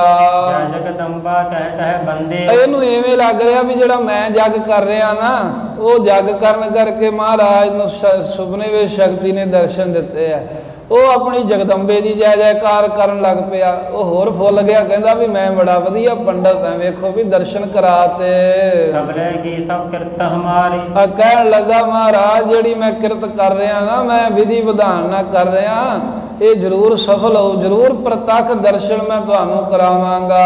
ਜਿਸ ਦਿਨ ਦਰਸ਼ਨ ਦੇਹੋ ਇੱਕ ਵਾਰੀ ਜਿੱਦਣ ਮੇਰੀ ਕਿਰਤ ਸਫਲੀ ਹੋ ਗਈ, ਇੱਕ ਵਾਰ ਤੁਸੀਂ ਜ਼ਰੂਰ ਉਸ ਸ਼ਕਤੀ ਦੇ ਦਰਸ਼ਨ ਕਰ ਲਿਓ ਜਿਹਦਾ ਮੈਂ ਪੂਜਨ ਕਰਦਾ ਹਾਂ। ਸੁਨੋ ਗੁਰੂ ਜੀ ਅਤਿਕ੍ਰਿਤ ਹੋਈ ਇਹ ਹੁਣ ਖੁਸ਼ ਹੋ ਗਿਆ, ਕੱਛਾ ਮਾਰਨ ਲੱਗ ਪਿਆ, ਕਹਿੰਦਾ ਮਹਾਰਾਜ ਅੱਧਾ ਕੁ ਕੰਮ ਤਾਂ ਹੋ ਗਿਆ ਜਿਹੜਾ ਸੁਪਨੇ 'ਚ ਆ ਗਈ ਆ। ਵਿਦਿਤ ਹੈ ਜਿਸ ਦਿਨ ਪੂਰਨ ਸੋਈ ਜਿੱਦਣ ਪ੍ਰਗਟ ਰੂਪ ਵਿੱਚ ਮੈਂ ਤੁਹਾਨੂੰ ਦਰਸ਼ਨ ਕਰਾ ਦਿਆਂਗਾ ਨਾ, ਉਦਣ ਫਿਰ ਉਹ ਪ੍ਰਗਟ ਹੋ ਜਾਵੇਗੀ, ਕੰਮ ਪੂਰਾ ਹੋ ਜਾਵੇਗਾ। ਨੇਮ ਸਮੇਤ ਹਮਨ ਕੋ ਕਰਹੁ ਤੇ ਇਸ ਕਰਕੇ ਮਹਾਰਾਜ ਜਿਵੇਂ ਜਿਵੇਂ ਮੈਂ ਦੱਸੀ ਜਾਂਦਾ ਨਾ ਉਦਾਂ ਹੀ ਕਰਿਓ। ਹੁਣ ਇਹ ਵਿੱਚ ਫਰਕ ਨਾ ਪਾਇਓ। ਕਹਿੰਦਾ ਮੈਂ ਵਿਧੀ ਵਿਧਾਨ ਨਾਲ ਮੰਤਰ ਪੜ੍ਹ ਰਿਹਾ, ਜਿਵੇਂ ਇਹ ਮੰਤਰ ਪੜ੍ਹਨ ਦੇ ਨਾਲ ਹੀ ਤੁਹਾਨੂੰ ਦਰਸ਼ਨ ਹੋਣੇ ਨੇ। ਤੇ ਪੰਡਤ ਕਹਿੰਦਾ ਮਹਾਰਾਜ ਹੁਣ ਨੇਮ ਰੱਖਿਓ ਜਿਵੇਂ ਮੈਂ ਕਹਿੰਦਾ ਹਵਨ ਕਰਨ ਦਾ। ਧਿਆਨ ਜਥਾਵਤ ਨੇਤਰਪਤ ਧਰੋ ਤੇ ਜਥਾਵਤ ਜਥਾ ਜੋਗ ਨੀਤੀ ਧਿਆਨ ਧਾਰੋ ਤੁਸੀਂ। ਪੜ ਪੜ ਮੰਤਰ ਹੋਮ ਹੋਏ ਜੇਤਾ ਆ ਜਿਵੇਂ ਮੰਤਰ ਮੈਂ ਪੜ੍ਹੀ ਜਾਵਾਂ ਉਵੇਂ ਤੁਸੀਂ ਉਹਦੇ ਵਿੱਚ ਅੱਗ ਦੇ ਵਿੱਚ ਉਹ ਸਵਾਹ ਜੀ ਕਰੀ ਜਾਇਓ ਹੂਤੀ ਦੀ। ਕਾਰਜ ਬਨਿਓ ਜਾਣੀਏ ਤੇਤਾ ਜਿਵੇਂ ਜਿਵੇਂ ਹੂਤੀ ਪਾਓਗੇ ਮਹਾਰਾਜ ਸਮਝ ਲਓ ਵੀ ਉਵੇਂ ਹੀ ਆਪਣਾ ਕੰਮ ਬਣ ਜਾਵੇਗਾ। ਸੁਣ ਤੇ ਜਿਤੇ ਸਤਿਗੁਰ ਚਿਰ ਕਾਲਾ ਆ ਬ੍ਰਾਹਮਣ ਕੋ ਮਹਾਰਾਜ ਸੁਣ ਕੇ ਕਹਿੰਦੇ ਪੰਡਤ ਜੀ ਜਿਵੇਂ ਤੁਸੀਂ ਕਹੋ। ਤੇ ਗਰੀਬ ਨਵਾਜ ਸਤਿਗੁਰੂ ਬ੍ਰਾਹਮਣ ਜਦੋਂ ਜਗ ਕਰਦਾ ਮਹਾਰਾਜ ਬੈਠੇ ਰਹਿੰਦੇ ਆ, ਬਾਹਮਣ ਉੱਠ ਕੇ ਚਲਾ ਜਾਂਦਾ ਹੈ। ਲਗੇ ਬੈਠਵੇ ਤਬੇ ਵਿਸਾਲਾ ਪਰ ਮਹਾਰਾਜ ਬੜਾ ਲੰਮਾ ਸਮਾਂ ਚੌਂਕੜਾ ਮਾਰਦੇ ਨੇ। ਸਤਿਗੁਰੂ ਸਾਹਿਬ ਵੀ ਤਾਂ ਇੱਥੇ ਨਾਲ ਨਾਲੇ ਬ੍ਰਾਹਮਣ ਵਾਲੀ ਕਿਰਤ ਕਰਕੇ ਵਿਖਾਉਂਦੇ ਨੇ, ਪਰ ਨਾਲ ਨਾਲ ਮਹਾਰਾਜ ਆਪਣੇ ਉਹ ਪਰਮੇਸ਼ਰ ਦਾ, ਉਸ ਵਾਹਿਗੁਰੂ ਦੀ ਸ਼ਕਤੀ ਦਾ ਵੀ ਤਾਂ ਧਿਆਨ ਧਰ ਰਹੇ ਨੇ। ਬ੍ਰਾਹਮਣ ਹੋਮ ਜਿਹਾ ਕਰਕੇ ਸਵਾ ਕੁ ਪੈਰ ਉੱਠ ਜਾਂਦਾ ਹੈ। ਕਲਗੀਧਰ ਮਹਾਰਾਜ ਜੀ ਚੌਂਕੜਾ ਮਾਰ ਕੇ ਨੇਤਰ ਮੂੰਦ ਲੈਂਦੇ ਨੇ, ਕੰਨਾਂ ਦੇ ਨਾਲ ਕੁਝ ਬਾਹਰੋਂ ਸੁਣਦੇ ਨਹੀਂ ਹਨ, ਕੁਝ ਬੋਲਦੇ ਨਹੀਂ, ਤਾਂ ਧਿਆਨ ਮਗਨ ਹੁੰਦੇ ਨੇ ਲੰਮਾ ਸਮਾਂ। ਦਵਾਦਸ ਜਾਮੇ ਕੋ ਇੱਕ ਆਸਨ ਕਹਿੰਦੇ 12 ਪੈਰ ਦਾ ਇੱਕ ਆਸਣ ਲਾਤਾ ਮਹਾਰਾਜ ਜੀ ਨੇ। 12 ਤੀਆ 36 ਘੰਟੇ ਮਹਾਰਾਜ ਜੀ ਚੌਂਕੜਾ ਮਾਰਨ ਲੱਗ ਪਏ। ਤੇ ਕਲਗੀਧਰ ਮਹਾਰਾਜ ਦੇ ਲਈ 36 ਘੰਟੇ ਬੈਠਣਾ ਸਾਧ ਸੰਗਤ ਔਖਾ ਨਹੀਂ। ਗਰੀਬ ਨਵਾਜ ਅੰਮ੍ਰਿਤ ਵੇਲੇ ਬੈਠਦੇ ਸਾਰਾ ਦਿਨ, ਫਿਰ ਰਾਤ ਆਉਂਦੀ ਸਾਰੀ ਰਾਤ। ਇੱਕ ਦਿਨ 4 ਪੈਰਾਂ ਦਾ, ਰਾਤ 4 ਪੈਰਾਂ ਦੀ, ਅਗਲਾ ਦਿਨ ਆ ਗਿਆ ਉਹ ਵੀ 4 ਪੈਰ, ਤੇ ਅਗਲੇ ਦਿਨ ਦੀ ਸੰਧਿਆ ਤੀਕਰ 36 ਘੰਟੇ ਚੌਂਕੜਾ ਮਾਰੀ ਰੱਖਦੇ ਨੇ। ਤੇ 36 ਘੰਟੇ ਚੌਂਕੜਾ ਗੁਰੂ ਵਾਸਤੇ ਕੋਈ ਵੱਡੀ ਗੱਲ ਨਹੀਂ। ਮਹਾਰਾਜ ਦੇ ਐਸੇ ਸਿੱਖ ਹੋਏ ਨੇ, ਭਾਈ ਰਣਧੀਰ ਸਿੰਘ ਜੀ ਅਖੰਡ ਕੀਰਤਨੀ ਜਥੇ ਵਾਲੇ 36 ਘੰਟੇ ਲਗਾਤਾਰ ਕੀਰਤਨ ਕਰਦੇ ਰਹੇ ਸਾਧ ਸੰਗਤ। ਭਾਈ ਰਣਧੀਰ ਸਿੰਘ ਜੀ ਨੇ 36 ਘੰਟੇ ਕੀਰਤਨ ਕੀਤਾ। ਗੁਰੂ ਕੇ ਐਸੇ ਪਿਆਰੇ ਹੋਏ ਜਿਨ੍ਹਾਂ ਨੇ ਸਾਧ ਸੰਗਤ ਜੀ 16 ਪੈਰ ਦੇ ਚੌਂਕੜੇ ਦੇ ਵਿੱਚ ਅਖੰਡ ਪਾਠ ਸਾਹਿਬ ਸੰਪੂਰਨ ਕੀਤਾ ਹੈ। ਪੁਰਾਣੇ ਸਮਿਆਂ 'ਚ ਹੋਈ ਨੇ, ਕੁਝ ਦਿਨ ਪਹਿਲਾਂ ਸੁਰ ਸਿੰਘ ਵਿਖੇ ਦਲ ਬਾਬਾ ਵਿਧੀ ਚੰਦ ਜੀ ਦੇ ਇੱਕ ਸਿੰਘ ਨੇ ਇੱਕ ਚੌਂਕੜੇ ਦੇ ਵਿੱਚ ਇਕੱਲੇ ਨੇ ਸੰਪੂਰਨ ਅਖੰਡ ਪਾਠ ਸਾਹਿਬ ਕੀਤਾ। ਤੇ ਪੁਰਾਣੇ ਸਿੱਖ ਐਸੇ ਵੀ ਹੋਏ ਨੇ, ਗੁਰੂ ਗ੍ਰੰਥ ਸਾਹਿਬ ਦੇ ਸਰੂਪ ਦੇ ਦਰਸ਼ਨ ਵੇਖੇ ਤੋਂ ਬਗੈਰ ਜ਼ਬਾਨੀ ਇੱਕ ਚੌਂਕੜੇ ਦੇ ਵਿੱਚ ਗੁਰੂ ਗ੍ਰੰਥ ਸਾਹਿਬ ਦਾ ਪਾਠ ਕੀਤਾ। ਜਿਵੇਂ ਭਾਈ ਕਾਹਨ ਸਿੰਘ ਜੀ ਨਾਭਾ ਜੀ ਦੇ ਪਿਤਾ ਜੀ, ਮਹਾਰਾਜ ਸਾਹਿਬ ਦੀ ਬਾਣੀ ਉਹਨਾਂ ਨੂੰ ਕੰਠ ਸੀ ਤੇ ਜ਼ਬਾਨੀ ਹੀ ਬਾਣੀ ਉਹ ਪੜ੍ਹ ਲੈਂਦੇ ਸਨ। ਇੱਕ ਚੌਂਕੜੇ ਵਿੱਚ ਅਖੰਡ ਪਾਠ ਕਰਕੇ ਫੇਰ ਉੱਠਦੇ ਸਨ। ਗੁਰੂ ਲਈ 36 ਘੰਟੇ ਬਹਿਣਾ ਕਿੱਡਾ ਔਖਾ। ਮਹਾਰਾਜ ਤਾਂ 36 ਯੁੱਗ ਚੌਂਕੜਾ ਮਾਰ ਕੇ ਬੈਠੇ ਰਹੇ ਹੇਮਕੁੰਟ ਸਾਹਿਬ। ਗੁਰੂ ਗੋਬਿੰਦ ਸਿੰਘ ਮਹਾਰਾਜ ਹੀ ਕਿਉਂ, ਜੇ 10ਵੇਂ ਪਾਤਸ਼ਾਹ ਦੀ ਬਾਣੀ ਸਰਬਲੋ ਗ੍ਰੰਥ ਪੜ੍ਹੀਏ ਤੇ ਉਹਦੇ ਵਿੱਚ ਪ੍ਰਤੱਖ ਲਿਖਿਆ ਹੈ ਕਿ ਗੁਰੂ ਨਾਨਕ ਦੇਵ ਜੀ ਨੇ ਜਗਤ ਵਿੱਚ ਆਉਣ ਤੋਂ ਪਹਿਲਾਂ 36 ਯੁੱਗ ਵਾਹਿਗੁਰੂ ਮੰਤਰ ਦਾ ਅਭਿਆਸ ਕੀਤਾ। ਕਲਪ ਹੁੰਦਾ 9 ਯੁੱਗਾਂ ਦਾ। ਕਲਪ ਪ੍ਰਤੀ ਅਕਸ਼ਰ ਕਹੀ, ਪ੍ਰਤੀ ਹੁੰਦਾ ਵੀ ਤਾਈ, ਅਕਸ਼ਰ ਤੋਂ ਭਾਵ ਅੱਖਰ, ਇੱਕ ਅੱਖਰ ਦਾ ਜਾਪ। ਵਾਹ ਅੱਖਰ ਦਾ 9 ਯੁੱਗ, ਹਾਹੇ ਅੱਖਰ ਦਾ 9 ਯੁੱਗ, ਗੱਗੇ ਦਾ 9 ਯੁੱਗ, ਰਾਰੇ ਦਾ 9 ਯੁੱਗ। ਕਲਪ ਪ੍ਰਤੀ ਅਕਸ਼ਰ ਕਹੀ ਗੁਰੂ ਨਾਨਕ ਜਪਿਓ ਸਹੀ, ਸਾ ਮੰਤਰ ਪ੍ਰਭ ਖਾਲਸੇ ਦੀਨਾ, ਵਾਹਿਗੁਰੂ ਪਦ ਪਾਵਨ ਕੀਨਾ। 36 ਯੋਗਤਾ ਗੁਰੂ ਨਾਨਕ ਦੇਵ ਮਹਾਰਾਜ ਸਾਹਿਬ ਨੇ ਵੀ ਚੌਂਕੜਾ ਮਾਰਿਆ ਜਗਤ ਵਿੱਚ ਆਉਣ ਤੋਂ ਪਹਿਲਾਂ। ਹੁਣ ਆਪਾਂ ਇੱਕ ਗੋਲੀ ਖਾਂਦੇ ਆ ਨਾ, ਕਹਿੰਦੇ ਸਿਰ ਪੀੜ ਹੁੰਦਾ, ਗੋਲੀ ਖਾ ਲਈ ਕਹਿੰਦੇ ਸਿਰ ਠੀਕ ਹੋ ਗਿਆ। ਉਹ ਗੋਲੀ ਜਿਹੜੀ ਸੀ ਉਹ ਬਸ ਤੁਸੀਂ ਖਾ ਲਈ ਤੇ ਸਿਰ ਠੀਕ ਹੋ ਗਿਆ। ਉਹ ਗੋਲੀ ਨੂੰ ਬਣਾਉਣ ਵਾਲੇ ਨੇ ਪਤਾ ਨਹੀਂ ਕਿੰਨੇ ਸਾਲ ਕਹਿੰਦੇ ਵੀ ਮਿਹਨਤ ਕੀਤੀ, ਉਹ ਕਿੰਨੇ ਤਜਰਬੇ ਕੀਤੇ, ਕਿੰਨੀਆਂ ਖੋਜਾਂ ਕੀਤੀਆਂ, ਫੇਰ ਜਾ ਕੇ ਉਹ ਸਿਰ ਦੀ ਦਰਦ ਦੂਰ ਕਰਨ ਵਾਲੀ ਬਣੀ, ਢਿੱਡ ਦੀ ਪੀੜ ਦੂਰ ਕਰਨ ਵਾਲੀ ਬਣੀ, ਬੁਖਾਰ ਉਤਾਰਨ ਵਾਲੀ ਬਣੀ। ਉਹਦੇ ਲਈ ਕਿੰਨੀਆਂ ਮਿਹਨਤਾਂ, ਜੇ ਇੱਕ ਛਿਨ ਵਿੱਚ ਕੰਮ ਹੁੰਦਾ ਹੋਵੇ। ਆ 1.5 ਸਾਲ ਹੋ ਗਿਆ ਬਿਮਾਰੀ ਆਈ ਨੂੰ, 1.5 ਸਾਲ ਦੇ ਵਿੱਚ ਹਜੇ ਉਹ ਮਿਹਨਤਾਂ ਕਰੀ ਜਾਂਦੇ ਆ, ਪਰ ਉਹ ਬਿਮਾਰੀ ਨੂੰ ਦੂਰ ਕਰਨ ਵਾਲੀ ਕੋਈ ਦਵਾਈ ਨਹੀਂ ਬਣਾ ਸਕੇ, ਕਿਉਂਕਿ ਮਿਹਨਤ 20 ਸਾਲ ਕਹਿੰਦੇ ਲੱਗਦੇ ਆ ਕਿਸੇ ਦਵਾਈ ਨੂੰ ਬਣਦੇ ਲਈ। 20 ਸਾਲ ਉਹਦਾ ਤਜਰਬਾ ਕੀਤਾ ਜਾਂਦਾ ਹੈ। ਜਿਹੜਾ ਮੈਡੀਕਲ ਸਾਇੰਸ ਹੈ ਉਹਦਾ ਨਿਯਮ ਹੈ, ਕਿਸੇ ਵੀ ਦਵਾਈ ਦਾ ਪੂਰਨ ਰੂਪ 20 ਸਾਲਾਂ ਬਾਅਦ ਹੁੰਦਾ ਹੈ। ਤੇ ਇਹ ਜੇ ਇੱਕ ਨਿੱਕੀ ਜਿਹੀ ਗੋਲੀ ਨੂੰ ਬਣਾਉਣ ਲਈ ਇੰਨੇ ਸਾਲ ਲੱਗਦੇ ਵੀ ਇੱਕ ਕੀ ਗੱਲ ਵੀ ਮਹਾਰਾਜ ਨੇ ਕਿਹਾ ਵਾਹਿਗੁਰੂ ਮੰਤਰ ਦਾ ਪਾਠ ਕਰਨਾ, ਵੀ ਇਹ ਮਹਾਰਾਜ ਨੇ ਐਵੇਂ ਦੇਤਾ।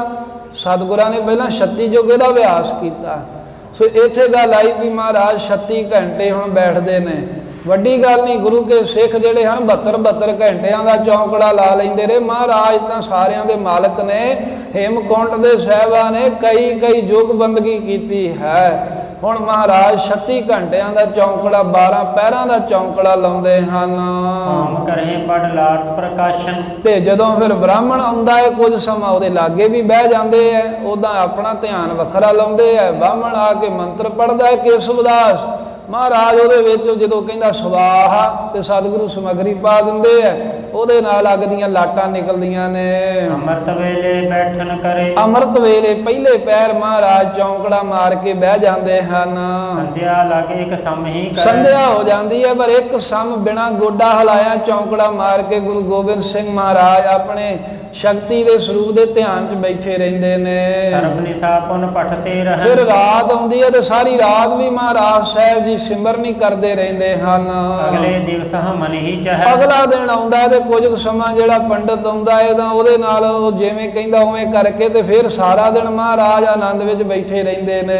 ਸੰਧਿਆ ਦੁਤੀ ਹੋਏ ਤਬ ਹਟੈ। ਜਦੋਂ ਦੂਸਰੇ ਦਿਨ ਦੀ ਸੰਧਿਆ ਹੁੰਦੀ ਹੈ ਨਾ, ਉਦੋਂ ਮਹਾਰਾਜ ਕੁਝ ਸਮਾਂ ਉੱਠਦੇ ਨੇ ਚੌਂਕੜੇ ਦੇ ਵਿੱਚੋਂ। ਦਵਾਦਸ ਪਹਿਰ ਮੰਤਰ ਹੀ ਰਟੈ। ਐਵੇਂ 12 ਪਹਿਰ ਤੀਕਰ ਮਹਾਰਾਜ ਸਾਹਿਬ ਜੀ ਗੁਰਮੰਤਰ ਮੂਲ ਮੰਤਰ ਦਾ ਹੀ ਅਭਿਆਸ ਕਰਦੇ ਹਨ। ਤਬ ਕਿਛ ਖਾਨ ਪਾਨ ਕੋ ਕਰੇ। ਤੇ ਗਰੀਬ ਨਵਾਜ਼ ਸਾਹਿਬ ਜੀ ਤਦੋਂ ਕਿਤੇ ਫਿਰ 36 ਘੰਟਿਆਂ ਬਾਅਦ ਕੋਈ ਥੋੜਾ ਬਹੁਤ ਜਿਵੇਂ ਕੋਈ ਖਿਚੜੀ ਆਦਿਕ ਜਾਂ ਥੋੜੀ ਬਹੁਤ ਖੀਰ ਆਦਿਕ ਪਦਾਰਥ ਛਕਦੇ ਨੇ। ਨਿੰਦਰਾ ਅਲਪ ਭੂਮ ਪਰ ਥਿਰ। ਇੰਨੇ ਚਿਰ ਬਾਅਦ ਵੀ ਫਿਰ ਨੀਂਦ ਨਹੀਂ ਲੈਂਦੇ, ਥੋੜਾ ਜਿਹਾ ਮਹਾਰਾਜ ਸੌਂਦੇ ਨੇ ਤੇ ਉਹ ਵੀ ਧਰਤੀ ਦੇ ਹੇਠਾਂ ਹੀ ਸੌਂਦੇ ਹਨ। ਚਤੁਰ ਪਹਿਰ ਵਿਸਰਾਮ ਕਰਨ ਤੇ ਫਿਰ ਚਤੁਰ ਪਹਿਰ ਵਿਸਰਾਮ ਕਰਨ ਤੇ ਰਾਤ ਦਾ ਜਿਹੜਾ 4 ਪਹਿਰ ਰਾਤ ਆਉਂਦੀ ਹੈ ਉਹਦੇ ਵਿੱਚੋਂ 3 ਕੁ ਪਹਿਰ ਮਹਾਰਾਜ ਵਿਸ਼ਰਾਮ ਕਰਦੇ ਨੇ। ਅੰਮ੍ਰਿਤ ਵੇਲੇ ਉਠਤ ਪਠੰਤੇ। ਅੰਮ੍ਰਿਤ ਵੇਲੇ ਫਿਰ ਉੱਠ ਕੇ ਮਹਾਰਾਜ ਇਸ਼ਨਾਨ ਕਰਕੇ ਗੁਰਬਾਣੀ ਪੜ੍ਹਦੇ ਹਨ।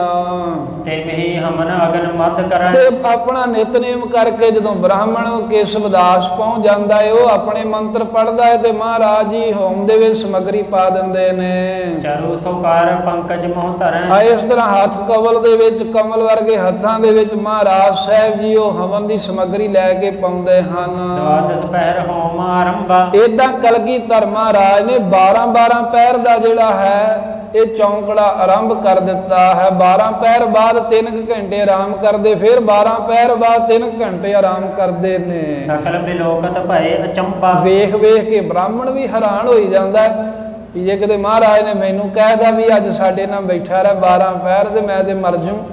ਉਹਨੂੰ ਆਪਣਾ ਫਿਕਰ ਪਿਆ ਹੈ ਕਿ ਕਿਤੇ ਗੁਰੂ ਸਾਹਿਬ ਅੱਜ ਆਖਣ ਹੀ ਨਾ ਵੀ ਤੈਨੂੰ ਵੀ ਨਹੀਂ ਉੱਠਣ ਦੇਣਾ, ਪਰ ਮਹਾਰਾਜ ਉਹਨੂੰ ਨਹੀਂ ਕੁਝ ਕਹਿੰਦੇ, ਉਹ ਆਪਣਾ ਸਵਾ ਕੁ ਪਹਿਰ ਜਿੰਨਾ ਚਿੱਤ ਕਰੇ ਲਾ ਕੇ ਚਲੇ ਜਾਂਦਾ।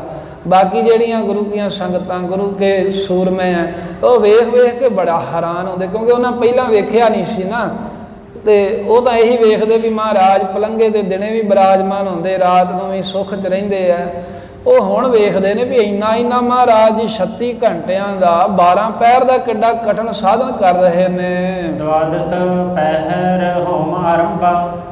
ਹਾਂਜੀ द्वादश पहर होम आरंभा। ਇਦਾਂ ਮਹਾਰਾਜ ਸਾਹਿਬ ਜੀ ਨੇ 12 ਪਹਿਰ ਤੀਕਰ ਚੌਂਕੜਾ ਕਰਨ ਦੀ ਮਰਿਆਦਾ ਆਰੰਭ ਕਰ ਦਿੱਤੀ। सकल बिलोकत भय अचंबा। ਸਾਰੇ ਵੇਖ ਵੇਖ ਕੇ ਮਹਾਰਾਜ ਸਾਹਿਬ ਨੂੰ ਹੈਰਾਨ ਹੁੰਦੇ ਹਨ। महा उगर तप तापन करही। ਇਹ ਬੜਾ ਮਹਾਰਾਜ ਸਾਹਿਬ ਜੀ ਨੇ ਸਖਤ ਜਿਹੜਾ ਤਪ ਹੈ ਨਾ ਇਹ ਤਪਾਇਆ। ਕਿਉਂ ਤਪਾਇਆ? ਇਹ ਸਤਿਗੁਰੂ ਨੂੰ ਤਪ ਦੀ ਬਿਲਕੁਲ ਲੋੜ ਨਹੀਂ ਹੈ ਗੁਰੂ ਕਲਗੀਧਰ ਨੂੰ, ਪਰ ਗੁਰੂ ਸਾਹਿਬ ਸਿੱਖਾਂ ਨੂੰ ਇਹ ਦੱਸਣਾ ਚਾਹੁੰਦੇ ਨੇ ਵੀ ਜਦੋਂ ਕੋਈ ਪ੍ਰਾਪਤੀ ਕਰਨ ਦੀ ਇੱਛਾ ਹੋਵੇ ਨਾ, ਸੁੱਤਿਆਂ ਪ੍ਰਾਪਤੀ ਨਹੀਂ ਹੋਣੀ, ਉਦੋਂ ਯਤਨ ਕਰਨੇ ਪੈਂਦੇ ਆ। ਤੇ ਇਹ ਜਣਾਉਣ ਲਈ ਵੀ ਜੇ ਸਾਡੇ ਪਾਤਸ਼ਾਹ ਨੇ ਇੰਨਾ ਚੌਂਕੜਾ ਮਾਰਿਆ ਤੇ ਸਾਨੂੰ ਵੀ ਮਾਰਿਆ ਕੁਝ ਲਾਭ ਹੋਵੇਗਾ। ਸਿੱਖਾਂ ਨੂੰ ਮਹਾਰਾਜ ਬੰਦਗੀ ਦੀ ਮਹਾਨਤਾ ਦੱਸਣ ਦੇ ਲਈ ਬੜਾ ਕਹਿੰਦੇ ਵੀ ਕਠਿਨ ਤਪ ਕਰ ਰਹੇ ਹਨ।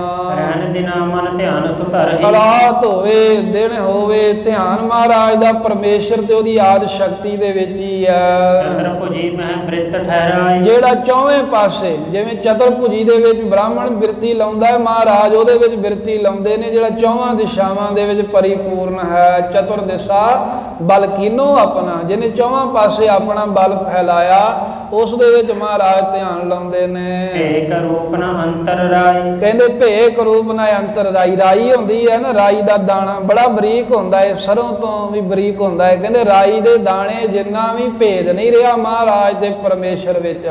ਇਹ ਸਤਿਗੁਰਾਂ ਆਪ ਦੱਸਿਆ ਹੈ ਵੀ ਇਹ ਵਿਦ ਕਰਤ ਤਪੱਸਿਆ ਭਇਓ ਦੁਐ ਏਕ ਰੂਪ ਹੋਏ ਗਇਓ। ਇਦਾਂ ਕਹਿੰਦੇ ਅਸੀਂ ਬੰਦਗੀ ਕੀਤੀ ਵੀ ਦੋ ਤੋਂ ਇੱਕੋ ਹੀ ਹੋ ਗਏ। ਵਾਹਿਗੁਰੂ ਦੇ ਵਿੱਚ ਤੇ ਗੁਰੂ ਗੋਬਿੰਦ ਸਿੰਘ ਮਹਾਰਾਜ ਵਿੱਚ ਕਵੀ ਜੀ ਕਹਿੰਦੇ ਕੋਈ ਫਰਕ ਹੀ ਨਾ ਰਿਹਾ। ਕੇਤਕ ਦਿਨ ਇਸ ਵਿਦ ਕੋ ਕਰ ਕਈ ਦਿਨ ਇਦਾਂ ਮਹਾਰਾਜ ਸਾਹਿਬ ਨੇ ਮਰਿਆਦਾ ਕੀਤੀ 36 ਘੰਟੇ 12 ਪਹਿਰ ਦੇ ਚੌਂਕੜੇ ਦੇ। ਪ੍ਰਸੰਦ ਚੰਡ ਹਿਤ ਧਰ। ਮਹਾਰਾਜ ਸੱਚੇ ਪਾਤਸ਼ਾਹ ਜੀ ਜਗਤ ਦੇ ਵਿੱਚ ਖਾਲਸਾ ਪ੍ਰਗਟ ਕਰਨ ਦੇ ਲਈ ਪਰਮੇਸ਼ਰ ਦੀ ਸ਼ਕਤੀ ਪ੍ਰਗਟ ਕਰਨਾ ਚਾਹੁੰਦੇ ਨੇ। ਹੁਣ ਗੁਰ ਅਪਰ ਨੇਮ ਕੋ ਲਾਗੈ। ਇਦਾਂ ਕਰਦਿਆਂ ਫਿਰ ਮਹਾਰਾਜ ਜੀ ਹੋਰ ਵੀ ਕਈ ਤਰ੍ਹਾਂ ਦੇ ਨੇਮ ਨਿਭਾਉਂਦੇ ਹਨ। ਸਵਾ ਜਾਮ ਜਾਮਨ ਤੇ ਜਾਗੇ। ਇਹ ਕੁਝ ਸਮਾਂ ਇਦਾਂ ਕੀਤਾ ਜਦੋਂ ਪੰਡਤ ਨੇ ਕਿਹਾ ਮਹਾਰਾਜ ਇੰਨਾ ਨਾ ਬੈਠਿਆ ਕਰੋ, ਫਿਰ ਮਹਾਰਾਜ ਨੇ ਹੋਰ ਨੇਮ ਸ਼ੁਰੂ ਕਰਤਾ। ਉਹ ਕੀ ਕਰਦੇ ਵੀ ਸਵਾ ਪਹਿਰ ਰਾਤ ਰਹਿੰਦੀ ਤੋਂ ਜਾਗ ਪੈਂਦੇ ਨੇ। ਦਵੇ ਘਟਕਾ ਮਹਿ ਸੋਚ ਇਸ਼ਨਾਨੇ। ਤੇ 2 ਘੜੀਆਂ ਦੇ ਵਿੱਚ ਇਸ਼ਨਾਨ ਕਰ ਲੈਂਦੇ ਹਨ। ਜਾਮ ਰਹੀ ਤੇ ਹੋਮਨ ਠਾਨ। ਰਾਤ ਰਹਿੰਦੀ ਤੋਂ ਹੀ ਜਿਹੜਾ ਉਸ ਵਕਤ ਹੀ ਬਾਹਮਣ ਨੂੰ ਕੇਸਵ ਦਾਸ ਨੂੰ ਕਹਿੰਦੇ ਵੀ ਦਿਨ ਚੜਿਆ ਜੋ ਆਉਣਾ ਹੈ ਨੇਰੇ ਹੀ ਆ ਕੇ ਆਪਣਾ ਜਗ ਸ਼ੁਰੂ ਕਰ ਲੈ। ਸਵਾ ਜਾਮ ਦਿਨ ਆਵਹਿ ਜਾਵਤ। ਤੇ ਜਦੋਂ ਤੀਕਰ ਸਵਾ ਪਹਿਰ ਦਿਨ ਚੜਦਾ ਹੈ ਉਹਨਾਂ ਚਿਰ ਮਹਾਰਾਜ ਉੱਥੇ ਬੈਠੇ ਰਹਿੰਦੇ ਨੇ। ਬੈਠੇ ਰਹਾ ਇੱਕ ਰਸਤਾ। ਇੱਕ ਰਸ ਬੈਠੇ ਰਹਿੰਦੇ। ਕੇਸਵ ਦਾਸ ਗੋਡੇ ਜੇ ਬਦਲਦਾ ਰਹਿੰਦਾ, ਕਦੀ ਗਿੱਟਾ ਦੂਜਾ ਉੱਪਰ ਕਦੀ ਦੂਜਾ ਉੱਪਰ ਕਰਦਾ। ਮਹਾਰਾਜ ਇੱਕ ਰਸ ਬੈਠੇ ਰਹਿੰਦੇ ਨੇ। ਗਿਰ ਪਰ ਹੀ ਬਾਸਾ ਬਹੁ ਕਰੇ। ਏਦਾਂ ਮਹਾਰਾਜ ਜੀ ਉਹ ਨੈਣੇ ਦਾ ਜਿਹੜਾ ਟਿੱਲਾ ਹੈ ਜਿਹਨੂੰ ਹੁਣ ਨੈਣਾ ਦੇਵੀ ਕਹੀ ਜਾਂਦੇ ਨੇ ਲੋਕ, ਉੱਥੇ ਹੀ ਬਹੁਤਾ ਸਮਾਂ ਰਹਿੰਦੇ ਹਨ। ਆਏ ਕਦਾਚਿਤ ਆਨੰਦਪੁਰੇ। ਆ ਕਦੀ ਕਦੀ ਮਹਾਰਾਜ ਸ੍ਰੀ ਆਨੰਦਪੁਰ ਸਾਹਿਬ ਦੇ ਵਿੱਚ ਵੀ ਆ ਜਾਂਦੇ ਨੇ। ਪੂਰਬ ਦੇਸ਼ ਚ ਆਦ ਬੰਗਾਲਾ। ਆ ਇੱਕ ਵਾਰ ਸੰਗਤ ਆਈ ਪੂਰਬ ਦਾ ਜੋ ਇਲਾਕਾ ਹੈ ਉਸ ਇਲਾਕੇ ਵਿੱਚ ਜਿਵੇਂ ਬੰਗਾਲ ਆਦਿਕ ਕਲਕੱਤਾ ਢਾਕਾ ਆਦਿਕ ਇਲਾਕਾ ਏ। ਉਤਹੀ ਸੰਗਤ ਮੇਲ ਵਿਸਾਲ। ਉਧਰ ਦੀਆਂ ਬਹੁਤ ਸਾਰੀਆਂ ਸੰਗਤਾਂ ਕਹਿੰਦੇ ਇਕੱਠੀਆਂ ਹੋ ਕੇ ਮਹਾਰਾਜ ਦੇ ਦਰਸ਼ਨ ਕਰਨ ਆਈਆਂ। ਬ੍ਰਹਮਪੁੱਤਰ ਲਗ ਢਾਕਾ ਆਦ। ਬ੍ਰਹਮਪੁੱਤਰ ਤੋਂ ਲੈ ਕੇ ਢਾਕਾ ਆਦਿਕ ਇਧਰ ਬੰਗਾਲ ਦੇ ਵਿੱਚ ਕਲਕੱਤੇ ਵਿੱਚ ਵੀ ਗੁਰੂ ਤੇਗ ਬਹਾਦਰ ਸਾਹਿਬ ਗਏ ਨੇ। ਬੜੀ ਸਿੱਖ ਸੰਗਤ ਗੁਰਦੁਆਰਾ ਹੈ। ਅਤੇ ਫਿਰ ਬ੍ਰਹਮਪੁੱਤਰ ਜਿਹੜਾ ਜਿੱਥੇ ਗਰੀਬ ਨਵਾਜ਼ ਸਾਹਿਬ ਜੀ ਰਾਮ ਸਿੰਘ ਰਾਜੇ ਨਾਲ ਗਏ ਸੀ ਨਵੇਂ ਪਾਤਸ਼ਾਹ, ਉਹ ਰਾਜੇ ਦਾ ਅਤੇ ਅਸਾਮ ਦੇ ਰਾਜੇ ਦਾ ਮਹਾਰਾਜ ਜੀ ਨੇ ਜਿਵੇਂ ਕਾਮਰੂਪ ਦੇਸ਼ ਦੇ ਵਿੱਚ ਜਾ ਕੇ ਉਹਨਾਂ ਦਾ ਮੇਲ ਮਿਲਾਪ ਜਿਹਾ ਕਰਾਇਆ, ਲੜਾਈ ਮੁਕਾਈ ਸੀ। ਉੱਥੇ ਸਤਿਗੁਰੂ ਸਾਹਿਬ ਜੀ ਦਾ ਪਾਵਨ ਜਿਹੜਾ ਗੁਰਦੁਆਰਾ ਧੋਬੜੀ ਸਾਹਿਬ ਬਣਿਆ ਹੈ ਜਿੱਥੇ ਸਤਿਗੁਰੂ ਬੈਠਦੇ ਰਹੇ, ਉਹ ਸਥਾਨ ਬਣੇ ਨੇ। ਉਸ ਇਲਾਕੇ ਦੇ ਵਿੱਚ ਹੋਰ ਵੀ ਕਈ ਪਾਤਸ਼ਾਹਾਂ ਦੇ ਮਹਾਰਾਜ ਗੁਰੂ ਤੇਗ ਬਹਾਦਰ ਸਾਹਿਬ ਜੀ ਦੇ ਚਰਨ ਪਏ। ਗੁਰੂ ਨਾਨਕ ਦੇਵ ਸਾਹਿਬ ਵੀ ਇਸ ਇਲਾਕੇ ਵਿੱਚ ਗਏ। ਇਸ ਕਰਕੇ ਸਿੱਖੀ ਉਦੋਂ ਬਹੁਤ ਸੀ। ਬਾਅਦ ਦੇ ਵਿੱਚ ਭਾਵੇਂ ਢਾਕਾ ਹੁਣ ਜਿਵੇਂ ਬੰਗਲਾਦੇਸ਼ 'ਚ ਆ ਗਿਆ, ਅਸਥਾਨ ਹੈਗੇ ਨੇ ਤੇ ਜੋੜ ਮੇਲਾ ਕੋਈ ਮਨਾਉਣਾ ਹੋਵੇ ਤੇ ਕਈ ਸਭਾ ਸੁਸਾਇਟੀਆਂ ਬਣੀਆਂ, ਉਹ ਇੱਧਰੋਂ ਸੰਗਤ ਲੈ ਕੇ ਜਾਂਦੀਆਂ ਫਿਰ ਮੇਲਾ ਮਨਾਉਂਦੇ ਨੇ। ਪਰ ਉਦੋਂ ਸੰਗਤ ਬਹੁਤ ਹੁੰਦੀ ਸੀ ਉੱਥੇ। ਜਿਹੜਾ ਢਾਕਾ ਹੈ ਇਹਨੂੰ ਤਾਂ ਮਹਾਰਾਜ ਨੇ ਸਿੱਖੀ ਦਾ ਕੋਠਾ ਕਿਹਾ। ਕਹਿੰਦੇ ਢਾਕਾ ਸਿੱਖੀ ਦਾ ਕੋਠਾ ਹੈ। ਇਹ ਸਿੱਖੀ ਦਾ ਕੋਠਾ ਏ। ਦੇ ਨਾਲ ਜਿੰਨੇ ਵੀ ਸਤਿਗੁਰਾਂ ਦੇ ਪੋਸ਼ਾਕੇ ਆਉਂਦੇ ਹੁੰਦੇ ਸਨ ਨਾ, ਜਿਹੜੇ ਵਸਤਰ ਮਹਾਰਾਜ ਪਹਿਨਦੇ ਚੰਗੇ ਚੰਗੇ ਮਲ ਸੂਖਮ ਤੇ ਬਰੀਕ ਸੂਤ ਦੇ, ਉਹ ਸਾਰੇ ਹੀ ਵਸਤਰ ਢਾਕੇ ਦੀ ਸੰਗਤ ਲੈ ਕੇ ਆਉਂਦੀ ਸੀ। ਉੱਥੋਂ ਦੇ ਬਣੇ ਹੋਏ ਕੱਪੜੇ ਮਹਾਰਾਜ ਜੀ ਪਾਉਂਦੇ ਹੁੰਦੇ ਸਨ। ਉੱਥੋਂ ਦੇ ਬਣੇ ਹੋਏ ਵਸਤਰ ਹੀ ਸਾਹਿਬ ਜੀ ਪਹਿਨਦੇ ਸਨ। ਇਹ ਕਰਕੇ ਬੜੀਆਂ ਸੰਗਤਾਂ ਨੇ ਉਹ ਬੰਗਾਲ ਦੇ ਵਿੱਚੋਂ ਅਤੇ ਫਿਰ ਢਾਕੇ ਦੇ ਵਿੱਚੋਂ ਅਤੇ ਇਸ ਤੋਂ ਇਲਾਵਾ ਬ੍ਰਹਮਪੁੱਤਰ ਆਦਿਕ ਜਿੰਨੇ ਵੀ ਇਲਾਕੇ ਹਨ, ਅਸਾਮ ਤੇ ਕਰੇਦਰ ਦੀ ਜਿਹੜੀ ਸੰਗਤ ਇਕੱਠੀ ਹੋ ਕੇ ਪਟਨਾ ਔਰ ਮਕਸੂਦਾਬਾਦ, ਫਿਰ ਪਟਨੇ ਸ਼ਹਿਰ ਜਿੱਥੇ ਮਹਾਰਾਜ ਜੀ ਨੇ ਬਚਪਨ ਦੇ ਵਿੱਚ ਬਾਲ ਲੀਲਾ ਕੀਤੀ ਹੈ, ਉਥੋਂ ਦੀਆਂ ਸੰਗਤਾਂ, ਮਕਸੂਦਾਬਾਦ ਦੀਆਂ ਸੰਗਤਾਂ ਇਕੱਠੀਆਂ ਹੋਈਆਂ। ਦਰਸ਼ਨ ਹੇਤ ਅਨੰਦਪੁਰ ਆਏ। ਇਵੇਂ ਪੂਰਬ ਇਲਾਕੇ ਦੀ ਬਹੁਤ ਸਾਰੀ ਸੰਗਤ ਮਹਾਰਾਜ ਦੇ ਦਰਸ਼ਨ ਕਰਨ ਦੇ ਲਈ ਅਨੰਦਪੁਰ ਸਾਹਿਬ ਆਏ, ਇਕੱਠੇ ਹੋ ਕੇ ਗੁਰਸਿੱਖ ਅਨਕ ਅਕੋਰਨ ਅਰਪਣ ਲਿਆਏ। ਅਨੇਕਾਂ ਤਰ੍ਹਾਂ ਦੀਆਂ ਭੇਟਾਵਾਂ ਮਹਾਰਾਜ ਨੂੰ ਅਰਪਣ ਕਰਨ ਦੇ ਲਈ ਲਿਆਏ ਹਨ। ਆਨ ਅਨੰਦਪੁਰ ਡੇਰਾ ਕੀਨਾ, ਸ੍ਰੀ ਅਨੰਦਪੁਰ ਸਾਹਿਬ ਪਹੁੰਚ ਗਈ ਪੂਰਬ ਦੀ ਸੰਗਤ, ਇੱਥੇ ਡੇਰਾ ਕੀਤਾ। ਸਿੱਖ ਹਜ਼ਾਰਾਂ ਵੱਡੇ ਪਰਬੀ, ਹਜ਼ਾਰਾਂ ਦੀ ਗਿਣਤੀ 'ਚ ਕਹਿੰਦੇ ਬੜੇ ਵੱਡੇ ਵੱਡੇ ਸਿਆਣੇ ਸਿੱਖ ਇਕੱਠੇ ਹੋ ਕੇ ਆਏ ਨੇ, ਨਾਲ ਮਸੰਦ ਵੀ ਹਨ। ਸੁਣਿਓ ਸਭਨ ਸਤਿਗੁਰ ਗਿਰ ਪਰ ਹੈ। ਇਥੋਂ ਪੁੱਛਿਆ ਵੀ ਮਹਾਰਾਜ ਦੇ ਦਰਸ਼ਨ ਕਰਨੇ ਆ। ਸਿੱਖ ਕਹਿੰਦੇ ਵੀ ਮਹਾਰਾਜ ਤਾਂ ਉਹ ਉੱਚਾ ਜਿਹੜਾ ਨੈਣੇ ਦਾ ਟਿੱਲਾ ਹੈ, ਉਹ ਕਹਿੰਦੇ ਸਾਨੂੰ ਨਹੀਂ ਪਤਾ। ਤੇ ਅਨੰਦਪੁਰੋਂ ਦਿਖਦੀ ਸੀ ਪਹਾੜੀ, ਕਹਿੰਦੇ ਉਹ ਜਿਹੜੀ ਸਭ ਤੋਂ ਉੱਚੀ ਪਹਾੜੀ ਹੈ ਨਾ, ਉੱਥੇ ਮਹਾਰਾਜ ਕੁਝ ਸਮਾਂ ਹੁਣ ਹੋ ਗਿਆ ਵੀ ਉੱਥੇ ਜ਼ਿਆਦਾ ਵਾਸਾ ਕਰਦੇ ਹਨ।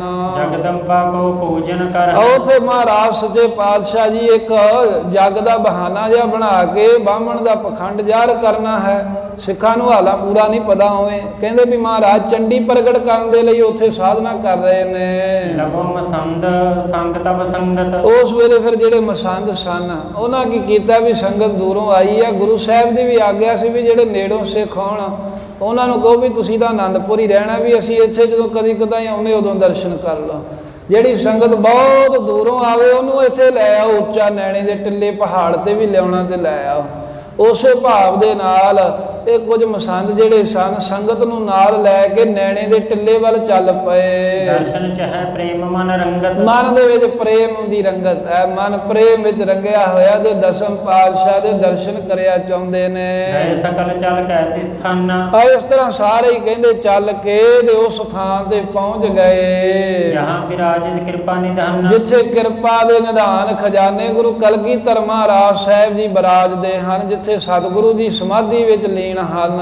ਮੰਤਰ ਪਾਠ ਕਰ ਲੀਨ ਹਮਨ, ਮਹਾਰਾਜ ਸਾਹਿਬ ਜੀ ਉਹ ਬ੍ਰਾਹਮਣ ਜਿਵੇਂ ਕੋਈ ਮੰਤਰ ਪੜ੍ਹ ਰਿਹਾ ਸੀ ਤੇ ਉੱਥੇ ਕੁਝ ਸਮਾਂ ਬੈਠੇ, ਜਦੋਂ ਉਹਨੇ ਆਪਣੀ ਮਰਿਆਦਾ ਜੀ ਪੂਰੀ ਕਰ ਲਈ, ਉਠੇ ਭਵਨ ਤੇ ਆਨ ਪ੍ਰਭੂ ਤਬ, ਧੰਨ ਗੁਰੂ ਕਲਗੀਧਰ ਮਹਾਰਾਜ ਸੱਚੇ ਪਾਤਸ਼ਾਹ ਨੂੰ ਪਤਾ ਲੱਗਾ ਵੀ ਸੰਗਤ ਆਈ ਹੈ। ਉਦਾਂ ਸਤਿਗੁਰਾਂ ਨੇ ਚੌਂਕੜਾ ਮਾਰੀ ਰੱਖਣਾ ਸੀ, ਪਰ ਸੰਗਤ ਨੂੰ ਦਰਸ਼ਨ ਕਰ ਦੇਣ ਵਾਸਤੇ ਮਹਾਰਾਜ ਜੀ ਉੱਠ ਖਲੋਤੇ। ਨਾਨਾ ਚਿਤਰਤ ਫਰਸ਼ ਮਹਾਨਾ, ਹੁਕਮ ਹੋ ਗਿਆ ਵੀ ਸੰਗਤ ਆ ਰਹੀ ਹੈ ਜੇ ਤੇ ਇਹਨਾਂ ਦੇ ਬੈਠਣ ਦੇ ਲਈ ਵੀ ਸੋਹਣੀਆਂ ਵਿਛਾਈਆਂ ਕਰ ਦਿਓ, ਇੱਥੇ ਹੀ ਦੀਵਾਨ ਸੱਜ ਜਾਵੇ ਉੱਚੀ ਪਹਾੜੀ ਦੇ ਉੱਤੇ। ਬੈਠ ਬਿਰਾਜਤ ਭੇਤ ਸਥਾਨਾ, ਉਸੇ ਥਾਂ ਤੇ ਗੁਰੂ ਗੋਬਿੰਦ ਸਿੰਘ ਮਹਾਰਾਜ ਸੱਚੇ ਪਾਤਸ਼ਾਹ ਜੀ ਬਿਰਾਜਮਾਨ ਹੋ ਗਏ। ਹੁਕਮ ਭਇਓ ਸੰਗਤ ਅਬਿਆਵੈ, ਏਦਾਂ ਜਦੋਂ ਤਿਆਰੀ ਹੋ ਗਈ ਹੁਕਮ ਕੀਤਾ, ਉਹ ਸੰਗਤ ਪਿੱਛੇ ਹੀ ਰੋਕੀ ਸੀ ਨਾ, ਪਹਾੜੀ ਦੇ ਉੱਤੇ ਤਾਂ ਚੜ ਗਏ ਨੇ ਪਰ ਹਜੇ ਪਛਾਂ ਹੀ ਹੈ। ਜਦੋਂ ਮਹਾਰਾਜ ਕਹਿੰਦੇ ਵੀ ਸੰਗਤ ਨੂੰ ਸਾਡੇ ਕੋਲ ਆਉਣ ਦਿਓ, ਹੁਕਮ ਹੋ ਗਿਆ ਸਾਰੀ ਸੰਗਤ ਆ ਜਾਵੇ। ਮਨੋ ਕਾਮਨਾ ਦਰਸ਼ਨ ਪਾਵੈ, ਤੇ ਕਹਿੰਦੇ ਵੀ ਜੋ ਵੀ ਮਨ ਦੇ ਵਿੱਚ ਕਾਮਨਾ ਲੈ ਕੇ ਆਏ ਨੇ, ਆਪਣੀ ਕਾਮਨਾ ਆਪਣੀ ਭਾਵਨਾ ਉਹਦੇ ਅਨੁਸਾਰ ਕਹਿੰਦੇ ਵੀ ਦਰਸ਼ਨ ਕਰਕੇ ਭਾਵਨਾਵਾਂ ਕਾਮਨਾਵਾਂ ਪੂਰੀਆਂ ਕਰ ਲੋ ਗੁਰੂ ਨਾਨਕ ਦੇ ਘਰ ਵਿੱਚੋਂ। ਜਾਏ ਮੇਵਰੇ ਤੁਰਤ ਹਕਾਰੇ, ਉਸੇ ਵੇਲੇ ਥੋੜਾ ਦੂਰ ਪਹਾੜੀ ਦੇ ਉੱਤੇ ਜਿੱਥੇ ਸੰਗਤ ਟਿਕੀ ਸੀ, ਅਰਦਾਸੀਆ ਸਿੱਖ ਗਿਆ ਹੈ ਵੀ ਆਓ ਗੁਰੂ ਗੋਬਿੰਦ ਸਿੰਘ ਮਹਾਰਾਜ ਦਰਸ਼ਨ ਦੇਣ ਲੱਗੇ ਹਨ, ਦੀਵਾਨ ਸੱਜ ਗਿਆ ਹੈ। ਸਹਿਤ ਮਸੰਦਨ ਸਿੱਖ ਹਜ਼ਾਰੇ, ਸੰਗਤ ਦੇ ਸਮੇਤ ਮਸੰਦ ਜਿਹੜੇ ਹਨ ਸੰਗਤਾਂ ਨੂੰ ਲੈ ਕੇ ਆਏ ਨੇ, ਤੇ ਕਹਿੰਦੇ ਮਸੰਦਾਂ ਦੇ ਸਮੇਤ ਹਜ਼ਾਰਾਂ ਦੀ ਗਿਣਤੀ ਦੇ ਵਿੱਚ ਸਿੱਖ ਸੰਗਤਾਂ ਉੱਤੇ ਪਹੁੰਚੀਆਂ ਹਨ। ਹਰਕਤ ਹੋਏ ਕਰ ਅਨਕ ਅਕੋਰ, ਬੜੇ ਖੁਸ਼ ਹੋਏ ਆ ਵੀ ਗੁਰੂ ਕਲਗੀਧਰ ਮਹਾਰਾਜ ਦੇ ਸਾਨੂੰ ਦਰਸ਼ਨ ਹੋਣੇ ਨੇ। ਅਨੇਕਾਂ ਤਰ੍ਹਾਂ ਦੀਆਂ ਭੇਟਾਵਾਂ ਲੈ ਕੇ ਆਏ ਹਨ ਮਹਾਰਾਜ ਸਾਹਿਬ ਜੀ ਦੇ ਵਾਸਤੇ। ਆਏ ਸ਼ੀਗਰ ਦਰਸ਼ ਕੀ ਲੋਰ, ਦਰਸ਼ਨ ਕਰਨ ਦੀ ਜਿਨ੍ਹਾਂ ਦੇ ਅੰਦਰ ਚਾਹਨਾ ਹੈ, ਦਰਸ਼ਨਾਂ ਦੀ ਜਿਨ੍ਹਾਂ ਦੇ ਅੰਦਰ ਲੋੜ ਹੈ, ਉਹ ਗੁਰਸਿੱਖ ਬੜੀ ਛੇਤੀ ਕਲਗੀਧਰ ਮਹਾਰਾਜ ਦੇ ਦਰਸ਼ਨ ਕਰਨੇ ਆਏ। ਜੋਰ ਜੋਰ ਕਰ ਪਗ ਸਿਰ ਧਰ ਧਰ, ਹੱਥ ਜੋੜ ਜੋੜ ਕੇ ਮਹਾਰਾਜ ਦੇ ਚਰਨਾਂ ਤੇ ਸਿਰ ਰੱਖ ਰੱਖ ਕੇ ਮੱਥਾ ਟੇਕਦੇ ਨਮਸਕਾਰਾਂ ਕਰਦੇ ਹਨ। ਅਰਪਹਿ ਅਗਰ ਬੇਨਤੀ ਕਰ ਕਰ, ਅਤੇ ਬੇਨਤੀਆਂ ਕਰਦੇ ਨੇ ਮਹਾਰਾਜ ਦੇ ਸਾਹਮਣੇ ਖਲੋ ਖਲੋ ਕੇ ਅਰਦਾਸਾਂ ਕਰਦੇ ਹਨ। ਇੱਕ ਮਾਲੀ ਪਟਨੇ ਬਸਕੀਨ, ਜਿੱਥੇ ਹੋਰ ਸੰਗਤ ਆਈ ਹੈ ਨਾ, ਉਹਨਾਂ ਜੋ ਇੱਕ ਪਟਨੇ ਸ਼ਹਿਰ ਦਾ ਰਹਿਣ ਵਾਲਾ ਇੱਕ ਮਾਲੀ ਆਇਆ, ਇਹਨੇ ਬਚਪਨ ਦੇ ਵਿੱਚ ਕਲਗੀਧਰ ਜੀ ਦੇ ਦਰਸ਼ਨ ਕੀਤੇ ਸਨ। ਮਹਾਰਾਜ ਦੇ ਬਾਗ ਜਿੱਥੇ ਸੇਵਾ ਕਰਦਾ ਸੀ ਨਾ ਮਾਲੀ ਦੀ, ਗਰੀਬ ਨਵਾਜ਼ ਸੱਚੇ ਪਾਤਸ਼ਾਹ ਜੀ ਨੇ ਉੱਥੇ ਮਾਲੀ ਦੇ ਵੀ ਕਹਿੰਦੇ ਵੀ ਜਾ ਕੇ ਤੇ ਬਾਗ ਦੇ ਵਿੱਚ ਕਈ ਤਰ੍ਹਾਂ ਦੇ ਚੋਜ ਕੀਤੇ, ਮਹਾਰਾਜ ਸਾਹਿਬ ਜੀ ਨੇ ਕੌਤਕ ਕੀਤੇ। ਤੇ ਗਰੀਬ ਨਵਾਜ਼ ਸਤਿਗੁਰੂ ਸਾਹਿਬ ਜੀ ਦੇ ਦਰਸ਼ਨ ਕਰਦਾ ਹੁੰਦਾ ਸੀ, ਮਹਾਰਾਜ ਦੇ ਲਈ ਇਹ ਫੁੱਲਾਂ ਦੀ ਮਾਲਾ ਲੈ ਕੇ ਆਉਂਦਾ ਹੁੰਦਾ ਸੀ। ਗਰੀਬ ਨਵਾਜ਼ ਸਤਿਗੁਰੂ ਮਹਾਰਾਜ ਦੇ ਦਰਸ਼ਨ ਕਰਕੇ ਤੇ ਖੁਸ਼ ਹੋਣਾ। ਤੇ ਗੁਰੂ ਗੋਬਿੰਦ ਸਿੰਘ ਮਹਾਰਾਜ ਦੇ ਹੁਣ ਇਹਦੇ ਮਨ ਦੀ ਭਾਵਨਾ ਸੀ ਵੀ ਮਹਾਰਾਜ ਮੇਰੇ ਆ ਕੇ ਅਸਥਾਨ ਇੱਥੇ ਪਟਨੇ ਸਾਹਿਬ ਤਾਂ ਹੁਣ ਗੁਰਾਂ ਨੇ ਕੀ ਆਉਣਾ ਵੀ ਮੈਂ ਜਾ ਕੇ ਦਰਸ਼ਨ ਕਰ ਆਵਾਂ। ਤੇ ਉਹ ਦਰਸ਼ਨਾਂ ਦੀ ਭਾਵਨਾ ਲੈ ਕਰਕੇ ਮਾਲੀ ਜਿਹੜਾ ਪਟਨੇ ਤੋਂ ਚੱਲ ਕੇ ਆਨੰਦਪੁਰ ਸਾਹਿਬ ਦੇ ਵਿੱਚ ਪਹੁੰਚਿਆ। ਬੰਦਤ ਚਰਨ ਦਰਸ਼ਕੋ ਕੀਨ, ਮਹਾਰਾਜ ਸਾਹਿਬ ਜੀ ਦੇ ਚਰਨ ਕਮਲਾਂ ਤੇ ਬੰਦਨਾ ਕਰਦਿਆਂ ਹੋਇਆਂ ਮੱਥਾ ਟੇਕ ਕੇ ਤੇ ਦਰਸ਼ਨ ਕੀਤੇ। ਤਿਸ ਕੋ ਦੇਖਤ ਪ੍ਰਭੂ ਬਖਾਨਾ, ਇਸ ਨੂੰ ਵੇਖ ਕਰਕੇ ਮਹਾਰਾਜ ਗੁਰੂ ਗੋਬਿੰਦ ਸਿੰਘ ਸਾਹਿਬ ਜੀ ਕਹਿਣ ਲੱਗੇ, ਕਿਆ ਤੁਮ ਨਿਕਟ ਭੇਟ ਹਿਤ ਅੰਨਾ, ਕਿਆ ਤੂੰ ਨਿਕਟ ਭੇਟ ਹਿਤ ਅੰਨ। ਮਹਾਰਾਜ ਸਾਹਿਬ ਕਹਿੰਦੇ ਵੀ ਤੂੰ ਭੇਟਾ ਕਰਨ ਵਾਸਤੇ ਕੀ ਲੈ ਕੇ ਆਇਆ, ਵੀ ਤੇਰੇ ਕੋਲ ਕੀ ਭੇਟਾ। ਗੁਰੂ ਸਾਹਿਬ ਨੇ ਖੁਦ ਪੁੱਛਿਆ ਉਸ ਮਾਲੀ ਨੂੰ। ਮਹਾਰਾਜ ਮੈਂ ਬਾਗ ਲਗਾਇਓ, ਕਹਿਣ ਲੱਗਾ ਹੈ ਮਹਾਰਾਜ ਜੀ ਮੈਂ ਪਟਨੇ ਸ਼ਹਿਰ ਦੇ ਵਿੱਚ ਵੀ ਨਾ ਤੁਹਾਡੇ ਜਿਹੜੇ ਵਾਸਤੇ ਇੱਕ ਬੜਾ ਸੋਹਣਾ ਬਾਗ ਲਵਾਇਆ ਹੈ। ਬਾਗ ਲਵਾਇਆ ਹੈ ਵੀ ਉੱਥੇ ਤੁਸੀਂ ਆਓ ਤੇ ਕੁਝ ਫਲ ਫਰੂਟ ਛਕੋ ਜਿਵੇਂ ਪਹਿਲਾਂ ਆਉਂਦੇ ਸੀ। ਪਰ ਹੇ ਗਰੀਬ ਨਵਾਜ਼ ਸੱਚੇ ਪਾਤਸ਼ਾਹ ਮੈਨੂੰ ਪਤਾ ਹੈ ਵੀ ਹੁਣ ਤੁਹਾਡੇ ਕੋਲ ਉੱਥੇ ਆਉਣ ਦਾ ਸਮਾਂ ਨਹੀਂ ਹੈ, ਜਿਸ ਕਰਕੇ ਗਰੀਬ ਨਵਾਜ਼ ਜੀ ਉੱਥੇ ਤਾਂ ਮੈਂ ਤੁਹਾਡੇ ਲਈ ਜੋ ਬਾਗ ਲਾਇਆ ਨਾ ਜਦੋਂ ਸੋਹਣਾ ਹਿਤਰਾਵਰ ਕੋ ਤਰਵਰ ਲਿਆਇਓ, ਤੇ ਉੱਥੇ ਮੈਂ ਸੋਚਿਆ ਵੀ ਗੁਰੂ ਸਾਹਿਬ ਦਾ ਹੁਣ ਪਟਨੇ ਨਹੀਂ ਆਉਂਦੇ ਤੇ ਤੁਹਾਡੇ ਵਾਸਤੇ ਮੈਂ ਕੋਈ ਨਾ ਕੋਈ ਸੇਵਾ ਲੈ ਕੇ ਭੇਟਾ ਲੈ ਕੇ ਜਾਵਾਂ। ਤੇ ਬਾਗ ਵਿੱਚ ਜਦੋਂ ਤਰ੍ਹਾਂ ਤਰ੍ਹਾਂ ਦੇ ਬੂਟੇ ਲਾਏ, ਉਹਨਾਂ ਬੂਟਿਆਂ ਦੇ ਵਿੱਚੋਂ ਹੀ ਮਹਾਰਾਜ ਸਾਹਿਬ ਜੀਓ ਇੱਕ ਬੂਟਾ ਜਿਹੜਾ ਹੈ ਮੈਂ ਆਪ ਜੀ ਦੇ ਵਾਸਤੇ ਲੈ ਕੇ ਆਇਆ ਭੇਟਾ ਕਰਨ। ਉੱਤਮ ਬੜ ਰਸਾਲ ਕੋ ਹੈ, ਉੱਤਮ ਬੜ ਰਸਾਲ ਕੋ ਹੈ। ਮਹਾਰਾਜ ਬੜੀ ਉੱਤਮ ਕਿਸਮ ਦਾ ਅੰਬਾਂ ਦਾ ਬੂਟਾ ਲੈ ਕੇ ਆਇਆ ਹਾਂ। ਅੰਬਾਂ ਦੀਆਂ ਵੀ ਕਈ ਕਿਸਮਾਂ ਨੇ ਨਾ, ਅਨੇਕਾਂ ਕਿਸਮਾਂ ਦੇ ਬੂਟੇ ਨੇ। ਤੇ ਗੁਰੂ ਕਲਗੀਧਰ ਮਹਾਰਾਜ ਨੂੰ ਮਾਲੀ ਕਹਿੰਦਾ ਪਾਤਸ਼ਾਹ ਬੜੀ ਸੋਹਣੀ ਕਿਸਮ ਦਾ ਮੈਂ ਇੱਕ ਬੜੇ ਮਿੱਠੇ ਅੰਬ ਜਿਹਨੂੰ ਲੱਗਦੇ ਆ ਉਹ ਬੂਟਾ ਹੀ ਲੈ ਆਇਆ ਵੀ ਜੇ ਮਹਾਰਾਜ ਪਟਨੇ ਦੇ ਵਿੱਚ ਨਹੀਂ ਆਉਣਗੇ, ਜੇ ਸਤਿਗੁਰੂ ਮਹਾਰਾਜ ਸਾਹਿਬ ਜੀ ਪਟਨੇ ਸ਼ਹਿਰ ਦੇ ਵਿੱਚ ਨਹੀਂ ਆਉਣਗੇ ਤਾਂ ਮੈਂ ਮਹਾਰਾਜ ਦੀ ਸੇਵਾ ਤੇ ਕਰਨੀ ਹੈ ਨਾ। ਤੇ ਪਾਤਸ਼ਾਹ ਜੀ ਮੈਂ ਇੱਥੇ ਹੀ ਅੰਬ ਲੈ ਆਇਆ ਵੀ ਅੰਬ ਇੱਥੇ ਬੂਟਾ ਲੱਗੇਗਾ ਤੇ ਆਪ ਜੀ ਮਹਾਰਾਜ ਸਾਹਿਬ ਜੀ ਉਹ ਜਦੋਂ ਬੂਟੇ ਦੇ ਫਲ ਲੱਗਣਗੇ ਤਾਂ ਜਿਹੜੇ ਫਲ ਹਨ ਉਹ ਛਕ ਲਓ ਤੇ ਮੇਰੀ ਸੇਵਾ ਪ੍ਰਵਾਨ ਹੋਵੇਗੀ। ਲਗੇ ਤਹਾਂ ਜਿਹ ਠਾਂ ਪ੍ਰਭ ਕਹੈ, ਹੇ ਮਹਾਰਾਜ ਜੀ ਜਿੱਥੇ ਤੁਹਾਡਾ ਹੁਕਮ ਹੋਊਗਾ ਨਾ ਇੱਥੇ ਆਨੰਦਪੁਰ ਸਾਹਿਬ ਮੈਂ ਆਪਣੇ ਹੱਥੀਂ ਇਹ ਬੂਟਾ ਲਾ ਕੇ ਜਾਵਾਂਗਾ। ਸੁਣ ਸਤਿਗੁਰ ਨੇ ਧਨੁਖ ਸੰਭਾਰਾ, ਉਸ ਵੇਲੇ ਇਹ ਜਦੋਂ ਮਾਲੀ ਨੇ ਕਿਹਾ ਨਾ ਵੀ ਮਹਾਰਾਜ ਮੈਂ ਪਟਨੇ ਦੇ ਵਿੱਚ ਤਾਂ ਬਾਗ ਲਾਇਆ ਹੈ, ਇੱਥੇ ਤੁਹਾਡੇ ਲਈ ਉਸੇ ਬਾਗ ਦੇ ਵਿੱਚੋਂ ਇੱਕ ਬੜੀ ਵਧੀਆ ਕਿਸਮ ਦਾ ਜਿਹੜਾ ਬੂਟਾ ਲੈ ਕੇ ਆਇਆ ਤੇ ਜਿੱਥੇ ਤੁਹਾਡਾ ਹੁਕਮ ਹੋਵੇਗਾ ਉੱਥੇ ਹੀ ਮਹਾਰਾਜ ਜੀ ਉਹ ਮੈਂ ਇਹ ਅੰਬਾਂ ਦਾ ਬੂਟਾ ਲਾਵਾਂਗਾ। ਖੈਂਚਤ ਸਭੇ ਥਾਨ ਕੋ ਮਾਰਾ, ਉਸ ਵੇਲੇ ਕਲਗੀਧਰ ਮਹਾਰਾਜ ਨੇ ਕੀ ਕੀਤਾ ਵੀ ਗਰੀਬ ਨਵਾਜ਼ ਸਾਹਿਬ ਜੀ ਨੇ ਇੱਕ ਤੀਰ ਲੈ ਕੇ ਧਨਖ ਦੇ ਚੱਲੇ ਤੇ ਚਾੜ ਕੇ ਤੇ ਪੂਰੇ ਬਲ ਦੇ ਨਾਲ ਤੀਰ ਚਲਾਇਆ। ਸਵਾ ਕੋਸ ਪਰ ਉਤਰਿਓ ਜਾਏ, ਕਹਿੰਦੇ ਸਵਾ ਕੋ ਪਰੇ ਜਾ ਕੇ ਉਤਰਿਆ। ਉਤਰਨ ਤੋਂ ਭਾਵ ਕੀ ਹੈ ਵੀ ਉੱਚੀ ਪਹਾੜੀ ਤੋਂ ਮਹਾਰਾਜ ਨੇ ਤੀਰ ਛੱਡਿਆ ਨਾ ਤੇ ਪਹਾੜੀ ਤੋਂ ਤੀਰ ਜਿਹੜਾ ਚਲਾਇਆ ਤਾਂ ਸਵਾ ਕੋ ਪਹਾੜੀ ਤੋਂ ਪਰੇ ਜਾ ਕੇ ਧਰਤੀ ਜਿੱਥੇ ਪੱਧਰੀ ਹੈ ਉੱਥੇ ਤੀਰ ਡਿੱਗਾ ਮਹਾਰਾਜ ਜੀ ਦਾ। ਤਿਤ ਦਿਸ਼ ਤਿਸ ਕੋ ਦੀਨ ਬਤਾਈ, ਤੇ ਧੰਨ ਗੁਰੂ ਕਲਗੀਧਰ ਮਹਾਰਾਜ ਸਾਹਿਬ ਕਹਿੰਦੇ ਵੀ ਜਿੱਥੇ ਆ ਤੀਰ ਜਾ ਕੇ ਡਿੱਗਾ ਹੈ ਨਾ ਕਹਿੰਦੇ ਵੀ ਉੱਥੇ ਜਾ ਕੇ ਅੰਬ ਦਾ ਬੂਟਾ ਲਾ ਦਿਓ।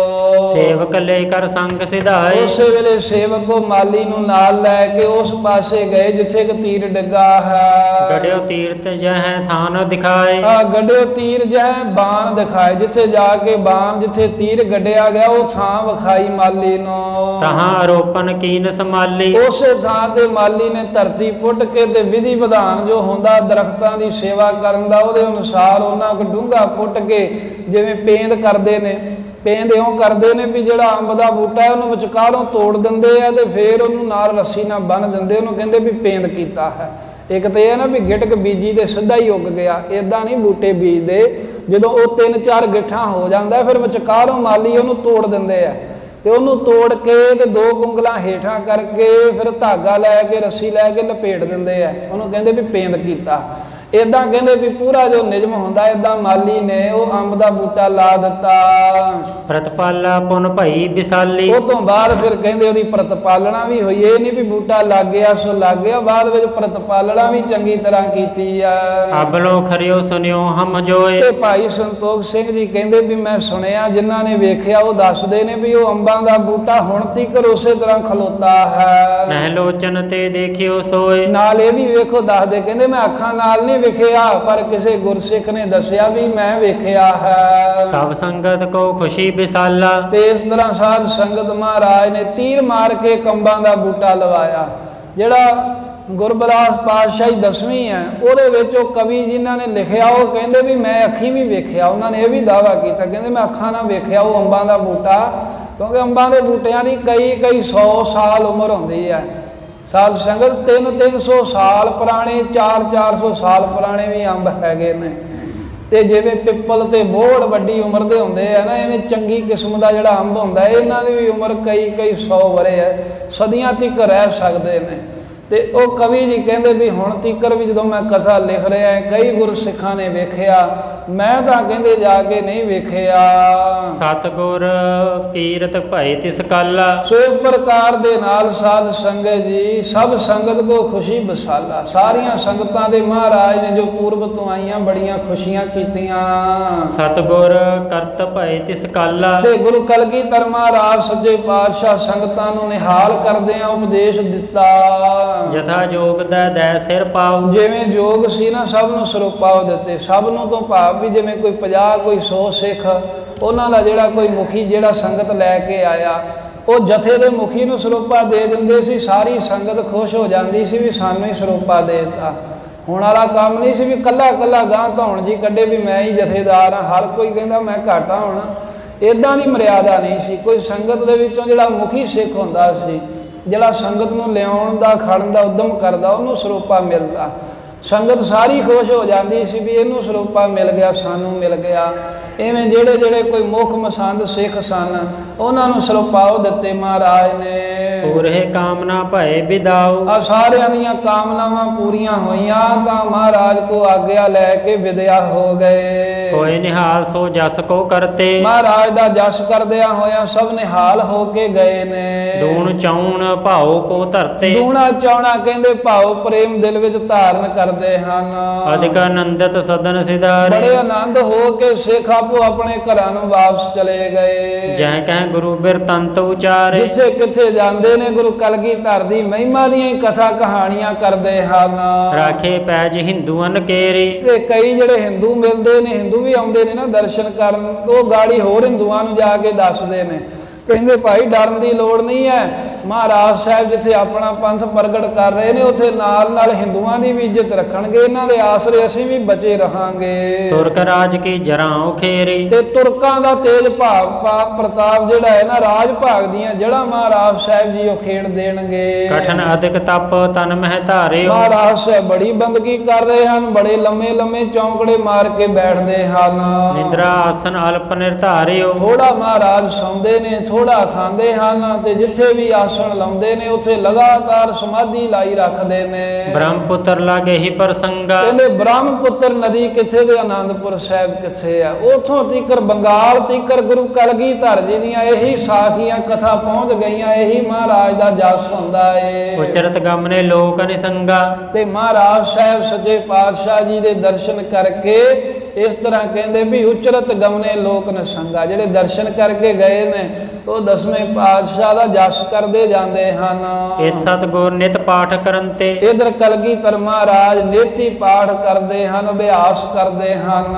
ਡਰ ਹੂਤੀ ਜੈ ਉਚਰਨ ਤੇ। ਜਿੰਨਾ ਕੁਝ ਕੁ ਸਮਾਂ ਬ੍ਰਾਹਮਣ ਕੇਸਵਦਾਸ ਆ ਕੇ ਹੂਤੀ ਪਾਉਣ ਲਈ ਕਹਿੰਦਾ, ਉਹਨਾਂ ਜਦੋਂ ਹੂਤੀ ਪਾਉਂਦਾ ਹੈ ਮਹਾਰਾਜ ਸਾਹਿਬ ਉਹ ਮੰਤਰ ਪੜ੍ਹਦਾ ਤੇ ਸਾਹਿਬ ਹੂਤੀ ਪਾਉਂਦੇ ਹਨ। ਜੈ ਹੋ ਕਹਿੰਦਾ ਹੈ ਆਪਣੇ ਮੁਖੋਂ ਬ੍ਰਾਹਮਣ।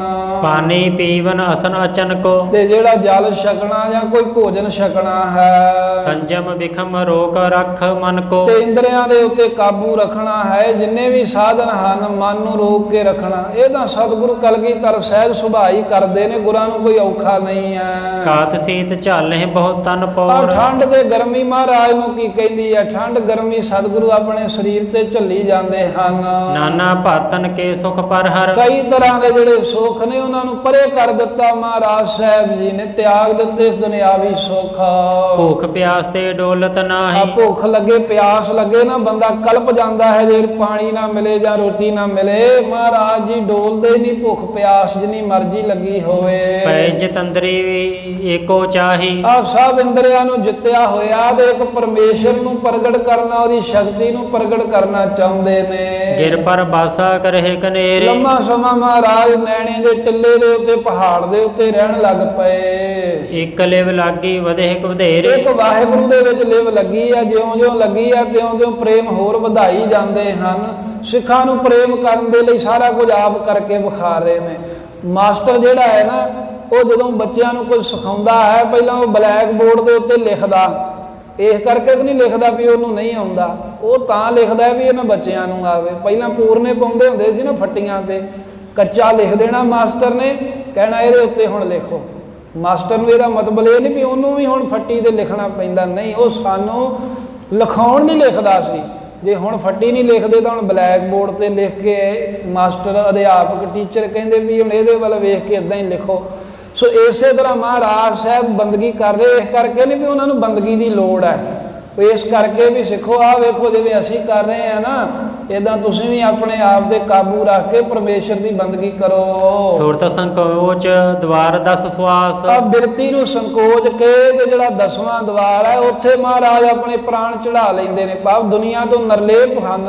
ਕਰਹਿ ਟਿਕਾਵਨ ਧਿਆਨ ਪ੍ਰਕਾਸ਼, ਧਿਆਨ ਕਿੱਥੇ ਟਿਕਾਉਂਦੇ ਨੇ? ਜਿੱਥੇ ਪ੍ਰਕਾਸ਼ ਹੀ ਪ੍ਰਕਾਸ਼ ਹੈ, ਜਿੱਥੇ ਚਾਨਣ ਹੀ ਚਾਨਣ ਹੈ, ਕਰੋੜਾਂ ਸੂਰਜਾਂ ਦਾ ਚਾਨਣ ਜਿਹਦੇ ਅੱਗੇ ਫਿੱਕਾ ਹੈ, ਉਸ ਮਾਲਕ ਦੀ ਜੋਤੀ ਦੇ ਵਿੱਚ, ਜੋਤੀ ਸਰੂਪ ਪਰਮਾਤਮਾ ਵਿੱਚ ਮਹਾਰਾਜ ਆਪਣਾ ਧਿਆਨ ਟਿਕਾਉਂਦੇ ਨੇ। ਏਕ ਰੂਪ ਹੋਏ ਅੰਤਰ ਹਰਿਓ, ਕਹਿੰਦੇ ਇੱਕੋ ਹੀ ਰੂਪ ਹੋ ਗਏ ਨੇ, ਫਰਕ ਰਹਿ ਹੀ ਨਹੀਂ ਕੋਈ ਗਿਆ। ਇੱਕ ਹੁੰਦਾ ਨਾ ਵਿਚਕਾਰ ਫਰਕ ਹੋਣਾ, ਇੱਕੋ ਰੂਪ ਨੇ, ਉਹ ਫਰਕ ਜਿਹਾ ਸਾਰਾ ਮਿਟ ਗਿਆ। ਪਰਮੇਸ਼ਰ ਰੱਬ ਤੇ ਗੁਰੂ ਕਲਗੀਧਰ ਦੇ ਵਿੱਚ ਕੋਈ ਫਰਕ ਨਹੀਂ। ਸੁਰਨ ਵਿਖੈ ਖਰ ਭਰ ਤਬ ਪਰਿਓ, ਤੇ ਜਦੋਂ ਬੰਦਗੀ ਕਰਦਾ ਹੈ ਨਾ ਕੋਈ ਵੀ ਮਨੁੱਖ, ਉਹਦੀ ਫਿਰ ਪਰਖ ਹੁੰਦੀ ਹੈ।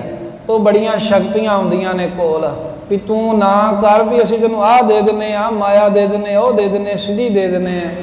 ਉਹਦੇ ਵਿੱਚ ਵੀ ਡੋਲਣਾ ਨਹੀਂ ਹੈ। ਇਸ ਕਰਕੇ ਉਹ ਵੀ ਕਵੀ ਜੀ ਨੇ ਇੱਥੇ ਪ੍ਰਸੰਗ ਲਿਖਿਆ ਵੀ ਜਦੋਂ ਮਹਾਰਾਜ ਬੰਦਗੀ ਕਰਨ ਲੱਗ ਪਏ ਤੇ ਦੇਵਤੇ ਘਾਬਰ ਗਏ ਸਾਰੇ। ਸਖਤ ਇੰਦਰਾਣੀ ਆਦਿਕ ਜੇ, ਇੰਦਰ ਆਦਿਕ ਤੋਂ ਲੈ ਕੇ ਜਿੰਨੇ ਵੀ ਉਹ ਦੇਵਤਿਆਂ ਦੀਆਂ ਸ਼ਕਤੀਆਂ ਸਨ, ਆਏ ਅਗਾਰੀ ਥਿਰ ਹਵੇ ਤੇ, ਉਹ ਹੁਣ ਗੁਰੂ ਗੋਬਿੰਦ ਸਿੰਘ ਮਹਾਰਾਜ ਦੇ ਸਾਹਮਣੇ ਆ ਕੇ ਹੱਥ ਜੋੜ ਕੇ ਸਾਰੀਆਂ ਸ਼ਕਤੀਆਂ ਖਲੋ ਗਈਆਂ।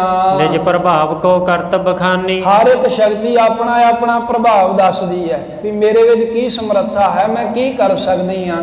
ਉਹ ਆਪਣੀ ਸਮਰੱਥਾ ਦੱਸਣ ਲੱਗ ਪਏ। ਹਮਰੋ ਦਰਸ਼ ਦੁਲਭ ਲਿਹਮਾਨੀ, ਕਹਿੰਦੀ ਹੇ ਮਹਾਰਾਜ ਗੁਰੂ ਗੋਬਿੰਦ ਸਿੰਘ ਸਾਹਿਬ ਜੀ, ਹੋਰ ਕਿਹੜੇ ਤੁਸੀਂ ਦਰਸ਼ਨ ਕਰਨੇ ਆ? ਸਾਡੇ ਦਰਸ਼ਨ ਹੀ ਬੜੇ ਦੁਰਲੱਭ ਨੇ, ਲੋਕ ਸਾਨੂੰ ਤਰਸਦੇ ਆ ਤੇ ਅਸੀਂ ਤੁਹਾਡੇ ਚਰਨਾਂ 'ਚ ਹਾਜ਼ਰ ਹੋ ਗਈਆਂ, ਤੁਸੀਂ ਸਾਡੇ ਦਰਸ਼ਨ ਕਰ ਲਵੋ। ਧਨਦ ਸ਼ਕਤ ਨਿਜ ਕਹਿ ਪ੍ਰਭਾਉ, ਤੇ ਜਿਹੜਾ ਧਨਦ ਕੀ ਹੈ? ਕੁਬੇਰ, ਜਿਹਦੀ ਸਾਰੀ ਮਾਇਆ ਸਭ ਖਜ਼ਾਨਾ ਕਹਿੰਦੇ ਵੀ ਉਹਦਾ ਦੇਵਤਾ ਕੁਬੇਰ ਮੰਨਿਆ। ਤੇ ਜਿਵੇਂ ਕੁਬੇਰ ਆਦਿਕ ਦੀਆਂ ਜਿਹੜੀਆਂ ਸ਼ਕਤੀਆਂ ਨੇ ਉਹ ਆਪਣਾ ਆ ਕੇ ਪ੍ਰਭਾਵ ਕਹਿੰਦੀਆਂ ਨੇ ਮਹਾਰਾਜ ਨੂੰ। ਨਵ ਨਿਧਨ ਹਮ ਤੇ ਲਿਹ ਪਾਉ, ਕਹਿੰਦੇ ਵੀ ਮਹਾਰਾਜ 9 ਨਿਧੀਆਂ, ਜਿੰਨੇ ਵੀ ਦੁਨੀਆ ਦੇ ਧਨ ਪਦਾਰਥਾਂ ਦੇ ਖਜ਼ਾਨੇ ਹੁੰਦੇ ਨੇ ਉਹ 9 ਨਿਧੀਆਂ ਵਿੱਚ ਆ ਜਾਂਦੇ ਨੇ। ਤੇ ਮਹਾਰਾਜ ਸਾਰੀਆਂ ਨਿਧੀਆਂ ਜਿਵੇਂ ਸੋਨਾ ਚਾਂਦੀ ਰੁਪਈਏ ਪੈਸੇ ਜ਼ਮੀਨ ਜਾਇਦਾਦ ਸਭ ਕੁਝ ਵਿੱਚ ਹੀ ਆ ਜਾਂਦਾ। ਤੇ 9 ਨਿਧੀਆਂ ਸਾਡੇ ਕੋਲ ਲੈ ਲਓ, ਤੁਸੀਂ ਹੋਰ ਕੀ ਲੈਣਾ ਹੈ। ਜਿਹੜਾ ਬੰਦਾ ਸਾਧਨਾ ਕਰਦਾ ਨਾ, ਉਹ ਸਾਧਨਾ ਕਰਨ ਵਾਲੇ ਦੇ ਰਾਹ ਵਿੱਚ ਬੜੀਆਂ ਰੁਕਾਵਟਾਂ ਆਉਂਦੀਆਂ। ਰਘਬੀਰ ਸਿੰਘ ਵੀਰ ਹੋਏ ਨੇ ਇੱਕ, ਉਹਨਾਂ ਨੇ ਕਿਤਾਬ ਲਿਖੀ ਹੈ, ਕਿਤਾਬਾਂ ਤਾਂ ਕਈ ਲਿਖੀਆਂ, ਉਹਦੇ ਵਿੱਚ ਲਿਖਿਆ ਵੀ ਜਦੋਂ ਬੰਦਾ ਬੰਦਗੀ ਕਰਦਿਆਂ ਜਿਵੇਂ ਆਪਾਂ ਇੱਕ ਪਿੰਡ ਤੋਂ ਇੱਕ ਸ਼ਹਿਰ ਤੋਂ ਦੂਜੇ ਸ਼ਹਿਰ ਜਾਂਦੇ ਨਾ, ਉਹ ਵਿਖਾਉਣ ਦੇ ਲਈ ਉਹਨਾਂ ਆਖਿਆ ਵੀ ਜਦੋਂ ਸਿਮਰਨ ਦੇ ਵਿੱਚ ਸੁਰਤ ਜੁੜਦੀ ਹੈ ਫਿਰ ਰਿੱਧੀਆਂ ਸਿੱਧੀਆਂ ਆ ਜਾਂਦੀਆਂ ਨੇ। ਕਈ ਉੱਥੇ ਰੁਕ ਜਾਂਦੇ ਨੇ ਤੇ ਕਈ ਉਹਨਾਂ ਨੂੰ ਤਿਆਗ ਕੇ ਥੋੜ੍ਹਾ ਗਾਂਹ ਚਲੇ ਜਾਂਦੇ ਆ, ਫਿਰ ਹੋਰ ਸ਼ਕਤੀ ਆਉਂਦੀ। ਕਰਦਿਆਂ ਕਹਿੰਦੇ ਫਿਰ ਇੱਕ ਮੰਜ਼ਿਲ ਆਉਂਦੀ ਹੈ ਜਿੱਥੇ ਕੁਝ ਮੰਗੀ ਦਾ ਨਹੀਂ ਹੈ, ਮਨ ਵਿੱਚ ਫੁਰਨਾ ਹੀ ਹੁੰਦਾ ਏ ਵੀ ਮੇਰੇ ਕੋਲ ਆ ਹੋਵੇ, ਫੁਰਨਾ ਹੀ ਉੱਠਦਾ। ਉਹ ਚੀਜ਼ ਕਹਿੰਦੇ ਉਸੇ ਵੇਲੇ ਹਾਜ਼ਰ ਹੋ ਜਾਂਦੀ ਹੈ।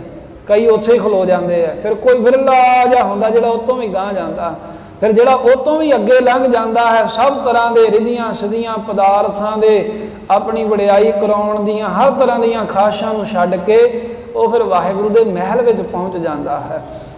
ਬੰਦਗੀ ਕਰਨ ਵਾਲੇ ਦੇ ਵਿੱਚ ਜੀਵਨ 'ਚ ਕਈ ਰੁਕਾਵਟਾਂ ਆਉਂਦੀਆਂ ਨੇ। ਰੁਕਾਵਟਾਂ ਤਾਂ ਆਉਂਦੀਆਂ ਨੇ ਵੀ ਵੇਖੀਏ ਵੀ ਅਸਲ ਦੇ ਵਿੱਚ ਬੰਦਗੀ ਕਾਹਦੇ ਵਾਸਤੇ ਕਰ ਰਿਹਾ।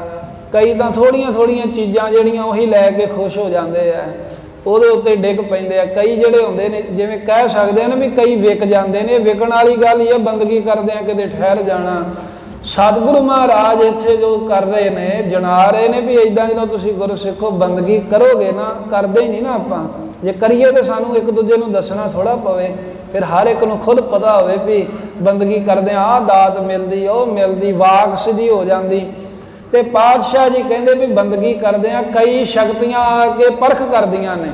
ਹੁਣ ਮਹਾਰਾਜ ਕੋ ਰਿੱਧੀਆਂ ਵੀ ਆਈਆਂ, ਸਤਿਗੁਰੂ ਸਾਹਿਬ ਦੇ ਕੋਲ ਕਬੀਰ ਦੀ ਸ਼ਕਤੀ ਆਈ ਵੀ ਮਹਾਰਾਜ 9 ਨਿਧੀਆਂ ਸਾਡੇ ਕੋਲ ਲੈ ਲਵੋ, ਹੋਰ ਤੁਸੀਂ ਕਿਹੜੇ ਦਰਸ਼ਨ ਕਰਨੇ ਨੇ। ਸਿੱਧ ਅਸ਼ਟ ਦਸ ਕਰਹਿ ਉਚਾਰੀ। ਤੇ ਜਿਹੜੀਆਂ 8 ਤੇ 10 18 ਸਿੱਧੀਆਂ ਨੇ ਉਹ ਹੱਥ ਜੋੜ ਕੇ ਕਹਿੰਦੀਆਂ ਹਨ, ਇਹ ਸੱਚੇ ਪਾਤਸ਼ਾਹ ਕਿਉਂ ਤੁਮ ਤਾਪ ਤਪਹੁ ਤਨ ਭਾਰੀ। ਤੁਸੀਂ ਕਿਉਂ ਮਹਾਰਾਜ ਐਡਾ ਭਾਰੀ ਤਪ ਕਰ ਰਹੇ ਹੋ, ਚੌਂਕੜਾ ਮਾਰ ਰਹੇ ਹੋ। ਹਮ ਸਗਰੀ ਰਾਵਰ ਅਨੁਸਾਰੀ। ਅਸੀਂ ਤੁਹਾਡੇ ਅਨੁਸਾਰ ਹੈ, ਸਾਨੂੰ ਵਰਤੋ ਜਿੱਥੇ ਮਰਜੀ ਸਿੱਧੀਆਂ ਕਹਿੰਦੀਆਂ ਹਨ। ਚਾਹੁ ਸੋ ਕਰਹਿ ਨਾ ਲਾਗ ਜੋ ਅਵਾਈ। ਤੁਸੀਂ ਚਾਹੋ ਹੁਕਮ ਤਾਂ ਕਰੋ, ਦੇਰ ਨਹੀਂ ਲੱਗੇਗੀ। ਪਰ ਮਹਾਰਾਜ ਨੇ ਕਿਹਾ ਰਿੱਧ ਸਿੱਧ ਅਵਰਾ ਸਾਧ।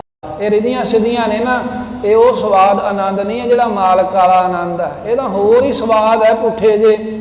ਜਿਹੜੇ ਜੋਗੀ ਲੋਕ ਸਾਨੂੰ ਨਾ ਸਿੱਧੀਆਂ ਕਮਾਈਆਂ ਸੀ, ਪਰ ਗੁਰੂ ਨਾਨਕ ਦੇਵ ਮਹਾਰਾਜ ਕਹਿੰਦੇ ਵੀ ਇਹ ਰਿੱਧੀਆਂ ਸਿੱਧੀਆਂ ਗੋਰਖਨਾਥ ਜੀ, ਇਹ ਸਿੱਧ ਇਹ ਜੋਗੀਓ, ਇਹ ਰਿੱਧੀਆਂ ਸਿੱਧੀਆਂ ਜਿਹੜੀਆਂ ਨੇ ਪਰਮੇਸ਼ਰ ਨਾਲ ਨਹੀਂ ਮਿਲ ਦਿੰਦੀਆਂ। ਰਿੱਧ ਸਿੱਧ ਅਵਰਾ ਸਾਧ ਇਹ ਹੋਰ ਪਾਸੇ ਲਾ ਦਿੰਦੀਆਂ ਹਨ। ਇਸ ਕਰਕੇ ਕਲਗੀਧਰ ਮਹਾਰਾਜ ਨੇ ਇਹਨਾਂ ਨੂੰ ਪ੍ਰਵਾਨ ਨਹੀਂ ਕੀਤਾ। ਕੌਣ ਕੌਣ ਗਿਣੀਏ ਸਭ ਆਈ। ਕਵੀ ਜੀ ਕਹਿੰਦੇ ਕਿਹੜੀ ਕਿਹੜੀ ਸ਼ਕਤੀ ਦੀ ਗਿਣਤੀ ਕਰਕੇ ਦੱਸਾਂ ਵੀ ਮਹਾਰਾਜ ਸਾਹਿਬ ਜਿੱਥੇ ਚੌਂਕੜਾ ਮਾਰਿਆ 10ਵੇਂ ਪਾਤਸ਼ਾਹ ਨੇ, ਸਤਿਗੁਰਾਂ ਦੇ ਹਜ਼ੂਰ ਸਾਰੀਆਂ ਹੀ ਸ਼ਕਤੀਆਂ ਜਿਹੜੀਆਂ ਆਣ ਪਹੁੰਚੀਆਂ। ਤਿੰਨ ਦਿਸ਼ ਨਹਿ ਗੁਰ ਦ੍ਰਿਸ਼ਟ ਚਲਾਈ। ਪਰ ਕਲਗੀਧਰ ਮਹਾਰਾਜ ਨੇ ਉਹਨਾਂ ਦੇ ਵੱਲ ਅੱਖਾਂ ਖੋਲ ਕੇ ਵੀ ਨਹੀਂ ਵੇਖਿਆ। ਆਖੋ ਸਤਨਾਮ ਸ੍ਰੀ ਵਾਹਿਗੁਰੂ। ਇਹ ਹੈ ਸਾਡੇ ਪਾਤਸ਼ਾਹ। ਰਿੱਧੀਆਂ ਸਿੱਧੀਆਂ ਤਰਲੇ ਕੱਢ ਰਹੀਆਂ ਨੇ, ਮਹਾਰਾਜ ਸਾਨੂੰ ਵਰਤੋ। ਤੇ ਵਰਤਣਾ ਤੇ ਬੜੀ ਦੂਰ ਦੀ ਗੱਲ, 10ਵੇਂ ਪਾਤਸ਼ਾਹ ਨੇ ਅੱਖਾਂ ਭਰ ਕੇ ਵੀ ਉਹਨਾਂ ਸ਼ਕਤੀਆਂ ਵੱਲ ਨਹੀਂ ਵੇਖਿਆ। ਮਨ ਅਡੋਲ ਰੱਖਿਓ ਤਿਸ ਬੇਰਾ। ਅਡੋਲ ਮਨ ਰੱਖਿਆ ਮਹਾਰਾਜ ਨੇ। ਸਤਿਗੁਰਾਂ ਦਾ ਮਨ ਕੀ ਡੋਲਣਾ ਸੀ। ਨਾਲ ਇਹ ਗੱਲ ਕਹਿਣੀ ਪੈ ਰਹੀ ਹੈ, ਉਹ ਅਸਲ 'ਚ ਸਾਨੂੰ ਦੱਸਣ ਦੇ ਲਈ ਵੀ ਏਦਾਂ ਮਨ ਅਡੋਲ ਰੱਖਣਾ ਚਾਹੀਦਾ ਹੈ। ਚਲੇ ਪੌਣ ਜਿਮ ਅਚਲ ਸੁਮੇਰ। ਜਿਵੇਂ ਵੇਖੋ ਜਿੰਨੀ ਮਰਜ਼ੀ ਤੇਜ਼ ਹਵਾ ਚੱਲੇ, ਬਾਕੀ ਸਭ ਕੁਝ ਹਿੱਲ ਜਾਂਦਾ, ਪਰ ਸੁਮੇਰ ਪਰਬਤ ਥੋੜਾ ਹਿੱਲਦਾ ਹੈ। ਜੋ ਪਰਮੇਸ਼ਵਰੀ ਆਦਿ ਸ਼ਕਤ ਹੈ। ਜੋ ਪਰਮੇਸ਼ਰ ਦੀ ਆਦਿ ਸ਼ਕਤੀ ਹੈ। ਹੁਣ ਇੱਥੇ ਕਵੀ ਜੀ ਦੱਸਣ ਲੱਗੇ ਨੇ ਵੀ ਕਿਹੜੀ ਸ਼ਕਤੀ ਦਾ ਧਿਆਨ ਕਲਗੀਧਰ ਧਰਦੇ ਨੇ। ਇਹ ਗੱਲ ਪ੍ਰਤੱਖ ਹੋ ਜਾਏਗੀ, ਤੈਨੂੰ ਚੇਤੇ ਰੱਖ ਲਓ, ਫਿਰ ਕਿਸੇ ਦੀਆਂ ਗੱਲਾਂ 'ਚ ਨਹੀਂ ਆਓਗੇ। ਕਵੀ ਜੀ ਕਹਿੰਦੇ ਜੋ ਪਰਮੇਸ਼ਰੀ ਆਦਿ ਸ਼ਕਤ ਹੈ, ਜੋ ਕਹਿੰਦੇ ਅਕਾਲ ਪੁਰਖ ਵਾਹਿਗੁਰੂ ਦੀ ਆਦਿ ਸ਼ਕਤੀ ਹੈ ਨਾ, ਜਿਹਨੂੰ ਮਹਾ ਮਾਇਆ, ਜਿਹਨੂੰ ਮਹਾਰਾਜ ਸਾਹਿਬ ਜੀ ਨੇ ਸ਼ਿਵ ਸ਼ਕਤੀ, ਜਿਸ ਨੂੰ ਕੁਦਰਤ, ਕਈ ਨਾਮਾਂ ਦੇ ਨਾਲ ਮਹਾਰਾਜ ਸਾਹਿਬ ਨੇ ਕਿਸੇ ਨੂੰ ਚੰਡੀ ਕਿਹਾ ਹੈ, ਜੋ ਪਰਮੇਸ਼ਰ ਦੀ ਆਦਿ ਸ਼ਕਤੀ ਹੈ। ਇਸੇ ਧਿਆਨ ਮਹਿ ਚਿਤ ਅਸ਼ਕਤ ਹੈ। ਉਸ ਮਾਲਕ ਦੀ ਸ਼ਕਤੀ ਦੇ ਵਿੱਚ ਮਹਾਰਾਜ ਸਾਹਿਬ ਮਗਨ ਨੇ। ਸਤਿਗੁਰਾਂ ਦਾ ਧਿਆਨ ਉਸ ਸ਼ਕਤੀ ਵਿੱਚ ਲੱਗਾ ਹੋਇਆ ਹੈ। ਜਿਸੇ ਅਰਾਧੇ ਸ਼ਿਵ ਬਿਦ ਵਿਸ਼ਨੂੰ। ਕਿਹੜੀ ਸ਼ਕਤੀ ਹੈ? ਕਹਿੰਦੇ ਜਿਸ ਸ਼ਕਤੀ ਨੂੰ ਕੌਣ ਆਰਾਧਦਾ ਹੈ, ਜਿਸ ਹੈ ਅਰਾਧਾ ਸ਼ਿਵ। ਸ਼ਿਵ ਕੌਣ ਹੈ? ਸ਼ਿਵ ਜੀ। ਕਹਿੰਦੇ ਜਿਸ ਸ਼ਕਤੀ ਦਾ ਪਰਮੇਸ਼ਰ ਦਾ ਆਰਾਧਨ ਸ਼ਿਵ ਜੀ ਕਰਦਾ। ਬਿਦ ਕਹਿੰਦੇ ਨੇ ਬ੍ਰਹਮਾ ਨੂੰ। ਜਿਸ ਪਰਮੇਸ਼ਰ ਦੀ ਆਦਿ ਸ਼ਕਤੀ ਦਾ ਆਰਾਧਨ ਬ੍ਰਹਮਾ ਕਰਦਾ, ਜਿਸ ਪਰਮੇਸ਼ਰ ਦੀ ਆਦਿ ਸ਼ਕਤੀ ਦਾ ਧਿਆਨ ਵਿਸ਼ਨੂੰ ਧਰਦਾ ਹੈ। ਤਿੰਨੇ ਦੇਵਤੇ ਆ ਗਏ ਨਾ। ਤੇ ਜਿਵੇਂ ਵਿਸ਼ਨੂੰ ਦੀ ਜਿਹੜੀ ਜੋ ਘਰ ਵਾਲੀ ਉਹ ਲక్ష్ਮੀ ਮੰਨੀ ਹੈ, ਤੇ ਜਿਵੇਂ ਸ਼ਿਵ ਜੀ ਜਿਹੜਾ ਹੈ ਉਹਦੀ ਘਰ ਵਾਲੀ ਪਾਰਵਤੀ ਮੰਨੀ ਹੈ। ਤੇ ਜਿਹੜੇ ਮੰਦਰਾਂ ਦੇ ਵਿੱਚ ਪੂਜਨ ਹੁੰਦਾ ਏ, ਉਹ ਬਹੁਤੇ ਮੰਦਰ ਜਿਹੜੇ ਪਾਰਵਤੀ ਦੇ ਜਿੱਥੇ ਅੰਗ ਡਿੱਗੇ ਉਹਨਾਂ ਦਾ ਹੀ ਪੂਜਨ ਕਰਦੇ ਨੇ। ਉਹ ਉਸੇ ਨੂੰ ਆਦਿ ਸ਼ਕਤੀ ਮੰਨਦੇ ਹਨ। ਜਿੱਦਾਂ ਦਾ ਅੰਗ ਡਿੱਗਿਆ ਉੱਦਾਂ ਦਾ ਹੀ ਉਹਦਾ ਨਾਮ ਪੈ ਗਿਆ। ਹੁਣ ਇਹ ਪੰਡਤ ਜਿਹੜਾ ਹੈ ਇਹ ਵੀ ਉਸੇ ਸ਼ਕਤੀ ਤੀਕਰ ਪਹੁੰਚ ਰੱਖਦਾ ਹੈ। ਪਰ ਇੱਥੇ ਗੱਲ ਸਾਰੀ ਸਪਸ਼ਟ ਹੋ ਗਈ ਵੀ ਮਹਾਰਾਜ ਉਸ ਸ਼ਕਤੀ ਦਾ ਆਰਾਧਨ ਕਰ ਰਹੇ ਨੇ ਜਿਹਨੂੰ ਸ਼ਿਵ ਜੀ ਵੀ ਧਿਆਉਂਦਾ, ਜਿਸ ਨੂੰ ਬ੍ਰਹਮਾ ਵੀ ਧਿਆਉਂਦਾ, ਜਿਸ ਸ਼ਕਤੀ ਨੂੰ ਵਿਸ਼ਨੂੰ ਵੀ ਧਿਆ ਰਿਹਾ ਹੈ। ਵਰਨ ਕੁਬੇਰ ਸੂਰ ਸਸ ਜਿਸ਼ਨੂੰ। ਤੇ ਫਿਰ ਹੋਰ ਕੌਣ ਧਿਆਉਂਦਾ ਹੈ? ਕਹਿੰਦੇ ਵੀ ਵਰਣ ਦੇਵਤਾ ਵੀ ਉਸੇ ਨੂੰ ਧਿਆਉਂਦਾ ਹੈ। ਵਰਣ ਦੇਵਤਾ ਤੇ ਆਉਂਦਾ ਹੀ ਹੈ, ਨਾਲ ਕੁਬੇਰ ਦੇਵਤਾ ਤੇ ਆਉਂਦਾ ਹੈ। ਸੂਰਜ ਦੇਵ ਉਹਦਾ ਆਰਾਧਨ ਕਰਦਾ ਹੈ, ਚੰਦਰ ਦੇਵ ਉਸ ਦਾ ਆਰਾਧਨ ਕਰਦਾ ਹੈ, ਇੰਦਰ ਦੇਵ ਉਸ ਸ਼ਕਤੀ ਦਾ ਆਰਾਧਨ ਕਰਦਾ ਹੈ ਜਿਹਦਾ ਆਰਾਧਨ ਕਲਗੀਧਰ ਸਾਹਿਬ ਕਰ ਰਹੇ ਨੇ। ਸਭ ਸੁਰ ਰਸ਼ਕ ਭਸ਼ਕ ਦੁਸ਼ਟਨ, ਤੇ ਜਿਹੜੇ ਕੋਈ ਚੰਗੇ ਗੁਣਾਂ ਵਾਲੇ ਚੰਗੀ ਬਿਰਤੀ ਵਾਲੇ ਨੇ ਉਹਨਾਂ ਦੀ ਉਹ ਪਰਮੇਸ਼ਰ ਦੀ ਸ਼ਕਤੀ ਰੱਖਿਆ ਕਰਦੀ ਹੈ, ਤੇ ਜਿਹੜੇ ਮਾੜੇ ਕੰਮ ਕਰਨ ਵਾਲੇ ਨੇ ਉਹਨਾਂ ਦਾ ਨਾਸ਼ ਕਰ ਦਿੰਦੀ ਹੈ। ਜਨ ਕੇ ਸੁਖ ਦਾ ਕਟੇ ਅਰਿਸ਼ਟਨ, ਜਿਹੜੇ ਪਰਮੇਸ਼ਰ ਦੇ ਪਿਆਰੇ ਨੇ ਉਹਨਾਂ ਨੂੰ ਸੁਖ ਦਿੰਦੀ ਹੈ, ਤੇ ਉਹਨਾਂ ਦੇ ਜਿਹੜੇ ਦੁਸ਼ਟ ਅਰਿਸ਼ਟ ਹਨ, ਜਿਹੜੇ ਉਪਦਰਵ ਨੇ, ਕਸ਼ਟ ਨੇ, ਬਿਪਤਾ, ਉਹਨਾਂ ਨੂੰ ਨਾਸ਼ ਕਰਦੀ ਹੈ। ਸ਼ੇਖ ਸ਼ਾਈ ਮਹਿ ਜੋਲੇ ਭਈ, ਕਹਿੰਦੇ ਵੀ ਜਿਹੜੀ ਸ਼ਕਤੀ ਹੈ ਨਾ ਸ਼ੇਸ਼ਨਾਗ ਦੇ ਉੱਤੇ ਸੈਨ ਕਰਨ ਵਾਲਾ ਜਿਹੜਾ ਵਿਸ਼ਨੂੰ ਹੈ, ਉਹਦੇ ਵਿੱਚ ਹੀ ਜੋ ਸ਼ਕਤੀ ਲੀਨ ਹੋ ਕੇ ਉਹਨੂੰ ਵੀ ਚਲਾਉਂਦੀ ਹੈ। ਭਾਵ ਜਿਹੜੀ ਸ਼ਕਤੀ ਨੇ ਵਿਸ਼ਨੂੰ ਨੂੰ ਵੀ ਆਸਰਾ ਬਖਸ਼ਿਆ ਹੈ। ਹਿੰਦੂ ਧਰਮ ਦੇ ਵਿੱਚ ਵਿਸ਼ਨੂੰ ਨੂੰ ਹੀ ਰੱਬ ਮੰਨਿਆ ਜਾਂਦਾ ਵੀ ਇਹੀ ਰੱਬ ਹੈ। ਤੇ ਪਰ ਮਹਾਰਾਜ ਸਾਹਿਬ ਜੀ ਕਿਹੜੀ ਸ਼ਕਤੀ ਦਾ ਆਰਾਧਨ ਕਰਦੇ ਨੇ? ਜਿਸ ਸ਼ਕਤੀ ਦੇ ਆਸਰੇ ਕਹਿੰਦੇ ਵਿਸ਼ਨੂੰ ਪੈਦਾ ਹੋਇਆ ਹੈ। ਵਿਦ ਕੀ ਰਸ਼ਿਆ ਹਿਤ ਨਿਕਸਾਈ, ਤੇ ਬ੍ਰਹਮਾ ਜਿਹੜਾ ਇਹ ਭੱਜਾ ਸੀ ਫਿਰ ਵੀ ਮੇਰੀ ਕੋਈ ਰੱਖਿਆ ਕਰੋ। ਉਹਦੀ ਰੱਖਿਆ ਕਰਨ ਵਾਲੇ ਸ਼ਕਤੀ ਕਰਨ ਵਾਸਤੇ ਬ੍ਰਹਮਾ ਨੇ ਜਦੋਂ ਬੇਨਤੀਆਂ ਕੀਤੀਆਂ, ਤੇ ਬ੍ਰਹਮਾ ਦੀ ਰੱਖਿਆ ਵਾਸਤੇ ਜਿਹੜੀ ਸ਼ਕਤੀ ਆਪਣਾ ਰੂਪ ਬਣਾ ਕੇ ਨਿਕਸੀ। ਜਿਵੇਂ ਆਪਾਂ ਕਹਿ ਦਿੰਦੇ ਨੇ ਭਗਤ ਪ੍ਰਹਿਲਾਦ ਦੀ ਰੱਖਿਆ ਰੱਬ ਨੇ ਕੀਤੀ, ਪਰ ਕੀਤੀ ਕਿਵੇਂ ਹੈ? ਉਹਨੇ ਨਰਸਿੰਘ ਰੂਪ ਬਣਾ ਕੇ ਕੀਤੀ। ਡਾਇਰੈਕਟ ਥੋੜਾ ਆਇਆ, ਆਪਣਾ ਸਰੂਪ ਬਣਾ ਕੇ ਭੇਜਿਆ, ਰੱਖਿਆ ਕੀਤੀ ਤੇ ਵਾਪਸ ਅਲੋਪ ਹੋ ਗਿਆ। ਇਸੇ ਤਰ੍ਹਾਂ ਪਰਮੇਸ਼ਰ ਦੀ ਉਹ ਸ਼ਕਤੀ ਦਾ ਕਲਗੀਧਰ ਆਰਾਧਨ ਕਰ ਰਹੇ ਨੇ ਜਿਸ ਸ਼ਕਤੀ ਨੇ ਬ੍ਰਹਮਾ ਦੇ ਤਰਲੇ ਲੈਣ ਤੇ ਉਹਦੀ ਰੱਖਿਆ ਕੀਤੀ ਸੀ। ਮਦ ਕੈ ਡਬ ਕੀ ਮਰਦਨ ਕਰਤਾ, ਉਹ ਪਰਮੇਸ਼ਰ ਦੀ ਸ਼ਕਤੀ ਦਾ ਆਸਰਾ ਲੈ ਕਰਕੇ ਹੀ ਅੱਗੇ ਦੁਰਗਾ ਨੇ ਮਦ ਕੈਟ ਵਰਗੇ ਜਿਹੜੇ ਨਾਸ਼ ਕਰ ਦਿੱਤੇ। ਪੁਨ ਮੈਂ ਖਾਸ਼ੁਰ ਕੀਰਣ ਦਰਤਾ, ਫਿਰ ਮਹਿਖਾਸੁਰ ਵਰਗੇ ਦੈਂਤ ਜਿਹੜੇ ਜੰਗ ਕਰਕੇ ਜਿਸ ਸ਼ਕਤੀ ਦੇ ਆਸਰੇ ਦੇ ਨਾਲ, ਜਿਵੇਂ ਆਪਾਂ ਕਥਾ ਦੇ ਰੰਭ 'ਚ ਕਹਿ ਦਿੱਤਾ ਸੀ ਵੀ ਤੈਂ ਹੀ ਦੁਰਗਾ ਸਾਜ ਕੇ, ਦੁਰਗਾ ਨੇ ਮਾਰਿਆ ਹੈ। ਕਹਿੰਦੇ ਵੀ ਸੁੰਭਨ ਸੁੰਭ ਆਦਿਕ ਇਹਨਾਂ ਨੂੰ, ਮਦ ਕੈਟ ਵਰਗਿਆਂ ਨੂੰ, ਤੇ ਦੁਰਗਾ ਨੂੰ ਸਾਜਿਆ ਹੈ ਜਿਹਨੇ, ਉਹ ਹੈ ਆਦ ਸ਼ਕਤੀ। ਤੈਂ ਹੀ ਦੁਰਗਾ ਸਾਜ ਕੇ ਦੈਂਤਾਂ ਦਾ ਨਾਸ਼ ਕਰਾਇਆ। ਸੂਈ ਆਪਣੀ ਇੱਥੇ ਟਿਕਾ ਕੇ ਰੱਖਣੀ ਹੈ। ਕਈ ਵਾਰ ਬੰਦਾ ਭੁਲੇਖਾ ਖਾ ਜਾਂਦਾ, ਕਹਿੰਦੇ ਇਦਾਂ ਹੀ ਹੋਵੇ। ਤਾਂ ਹੀ ਉਹ ਬਹੁਤੇ ਵਿਦਵਾਨ ਜਿਹੜੇ ਨੇ ਇਹ 5-7 ਪ੍ਰਸੰਗ ਜਿਹੜੇ ਨੇ ਇਹਨਾਂ ਦੇ ਉਹ ਪੰਨੇ ਪਲਟ ਦਿੰਦੇ, ਕਹਿੰਦੇ ਕਿਹੜਾ ਇੰਨੇ ਜੱਬ 'ਚ ਪਿਆ ਰਵੇ, ਸਮਝਾਉਂਦਾ ਰਵੇ। ਕਿਉਂਕਿ ਗੱਲ ਉਲਝਣ ਵਾਲੀ ਲੱਗਦੀ ਹੈ ਨਾ, ਕਈ ਵਾਰ ਡਰ ਜਾਂਦੇ ਨੇ। ਡਰਦੇ ਤਾਂ ਨੇ ਵੀ ਲੋਕ ਉਂਗਲਾਂ ਚੁੱਕਣ ਲੱਗ ਪੈਂਦੇ ਆ। 2-4 ਜਿਹੜੇ ਹੁੰਦੇ ਦੁਸ਼ਟ ਜੇ, ਉਹਨਾਂ ਦੀ ਏਕਤਾ ਹੁੰਦੀ। ਜਿਹੜੇ ਗੁਰਮੁਖ ਜੇ ਬੰਦੇ ਹੁੰਦੇ ਉਹ ਵਿਚਾਰੇ ਕੁਝ ਨਹੀਂ ਕਹਿੰਦੇ। ਜਿਹੜੇ ਦੁਸ਼ਟ ਜੇ ਹੁੰਦੇ ਆ ਉਹ ਰੌਲਾ ਪਾ ਦਿੰਦੇ, ਉਹ ਡਰਦੇ ਫਿਰ ਛੱਡ ਜਾਂਦੇ ਵੀ ਕਾਹਤੋਂ ਆਪਾਂ ਸਿਰਦਰਦੀ ਲੈਣੀ ਹੈ। ਇਹ ਕਰਕੇ ਇਹ ਧਿਆਨ ਰੱਖਣਾ ਵੀ ਉਹ ਆਦਿ ਸ਼ਕਤੀ ਹੈ ਜਿਹਦੇ ਕੋਲੋਂ ਅੱਗੇ ਸ਼ਕਤੀ ਲੈ ਕੇ ਦੁਰਗਾ ਵਰਗੀਆਂ ਦੇਵੀਆਂ ਨੇ ਦੈਂਤਾਂ ਦਾ ਨਾਸ਼ ਕੀਤਾ। ਤੁਮਰ ਨੈਣ ਕੀ ਪ੍ਰਾਨਨ ਹਰਤਾ, ਤੁਮਰ ਨੈਣ ਰਾਖਸ਼ ਦਾ ਵੀ ਨਾਸ਼ ਜਿਸ ਨੇ ਕੀਤਾ। ਚੰਡ ਮੁੰਡ ਕੀ ਓਜ ਨਿਵਰਤਾ, ਤੇ ਫਿਰ ਚੰਡ ਮੁੰਡ ਕੀ ਓਜ ਨਿਵਰਤਾ, ਤੇ ਜੋ ਦੈਂਤ ਸਨ ਚੰਡ ਤੇ ਮੁੰਡ, ਇਹਨਾਂ ਦਾ ਬਲ ਜਿਸ ਸ਼ਕਤੀ ਨੇ ਨਾਸ਼ ਕੀਤਾ। ਸ਼ੁੰਭ ਨਿਸ਼ੁੰਭ ਸੰਘਾਰਨ ਕਾਲੀ, ਤੇ ਸੁੰਭ ਨਿਸ਼ੁੰਭ ਦਾ ਕਾਲ ਕਰਨ ਵਾਲੀ ਜਿਹੜੀ ਸ਼ਕਤੀ ਹੈ। ਨਾਸੇ ਅਨਗਨ ਦੁਸ਼ਟ ਕੋ ਚਾਲੀ, ਜਿਸ ਨੇ ਅਨੇਕਾਂ ਦੁਸ਼ਟਾਂ ਦਾ ਨਾਸ਼ ਕੀਤਾ ਹੈ। ਪਰਮੇਸ਼ਰ ਜੋ ਕੁਝ ਕਰਦਾ ਆਪਣੀ ਸ਼ਕਤੀ ਨਾਲ ਹੀ ਕਰਦਾ ਹੈ ਨਾ, ਰੱਬ ਆਪ ਤਾਂ ਨਹੀਂ ਕਰਨਾ, ਉਹਦੀ ਸ਼ਕਤੀ ਜਦੋਂ ਚੱਲਦੀ ਹੈ। ਹੁਣ ਜਿਵੇਂ ਕੋਈ ਰਾਜਾ ਹੈ, ਰਾਜਾ ਉੱਥੇ ਬੈਠਾ ਹੈ, ਉਹ ਰਾਜੇ ਨੇ ਉੱਥੋਂ ਹੀ ਹੁਕਮ ਕਰ ਦੇਣਾ ਹੈ। ਪੰਜਾਬ ਦਾ ਰਾਜਾ ਹੀ ਹੈ ਲਾ ਲਓ, ਉਹ ਤਾਂ ਨਹੀਂ ਸਾਰੇ ਸਮੇਂ ਤੁਰਿਆ ਫਿਰਦਾ, ਉਹਦੇ ਉੱਥੋਂ ਆਪਣਾ ਸ਼ਕਤੀ ਹੀ ਵਰਤਦਾ ਹੈ ਨਾ, ਉਹਨੇ ਤਾਂ ਹੁਕਮ ਹੀ ਕਰਨਾ ਵੀ ਫਲਾਣੇ ਥਾਂ ਆਹ ਕਰ ਦਿਓ, ਉਸੇ ਵੇਲੇ ਉੱਦਾਂ ਹੋ ਜਾਂਦਾ। ਉਹ ਬੈਠਾ ਹੀ ਹੁਕਮ ਕਰੀ ਜਾਂਦਾ, ਕਹਿੰਦਾ ਬੰਦ ਕਰ ਦਿਓ ਦੁਕਾਨਾਂ, ਉਹ ਕਰਨ ਵਾਲੇ ਭੱਜੇ ਫਿਰਦੇ, ਉਹ ਬੈਠਾ ਹੀ ਕਹਿ ਦਿੰਦਾ ਖੋਲ ਦਿਓ। ਉਹ ਹੁਣ ਕੱਲਾ ਕੱਲਾ ਆ ਕੇ ਆਪ ਤਾਂ ਨਹੀਂ ਨਾ ਕੁਝ ਕਰ ਰਿਹਾ ਇੱਥੇ, ਉਹਦੀ ਸ਼ਕਤੀ ਵਰਤ ਰਹੀ ਹੈ, ਸ਼ਕਤੀ ਹੈ।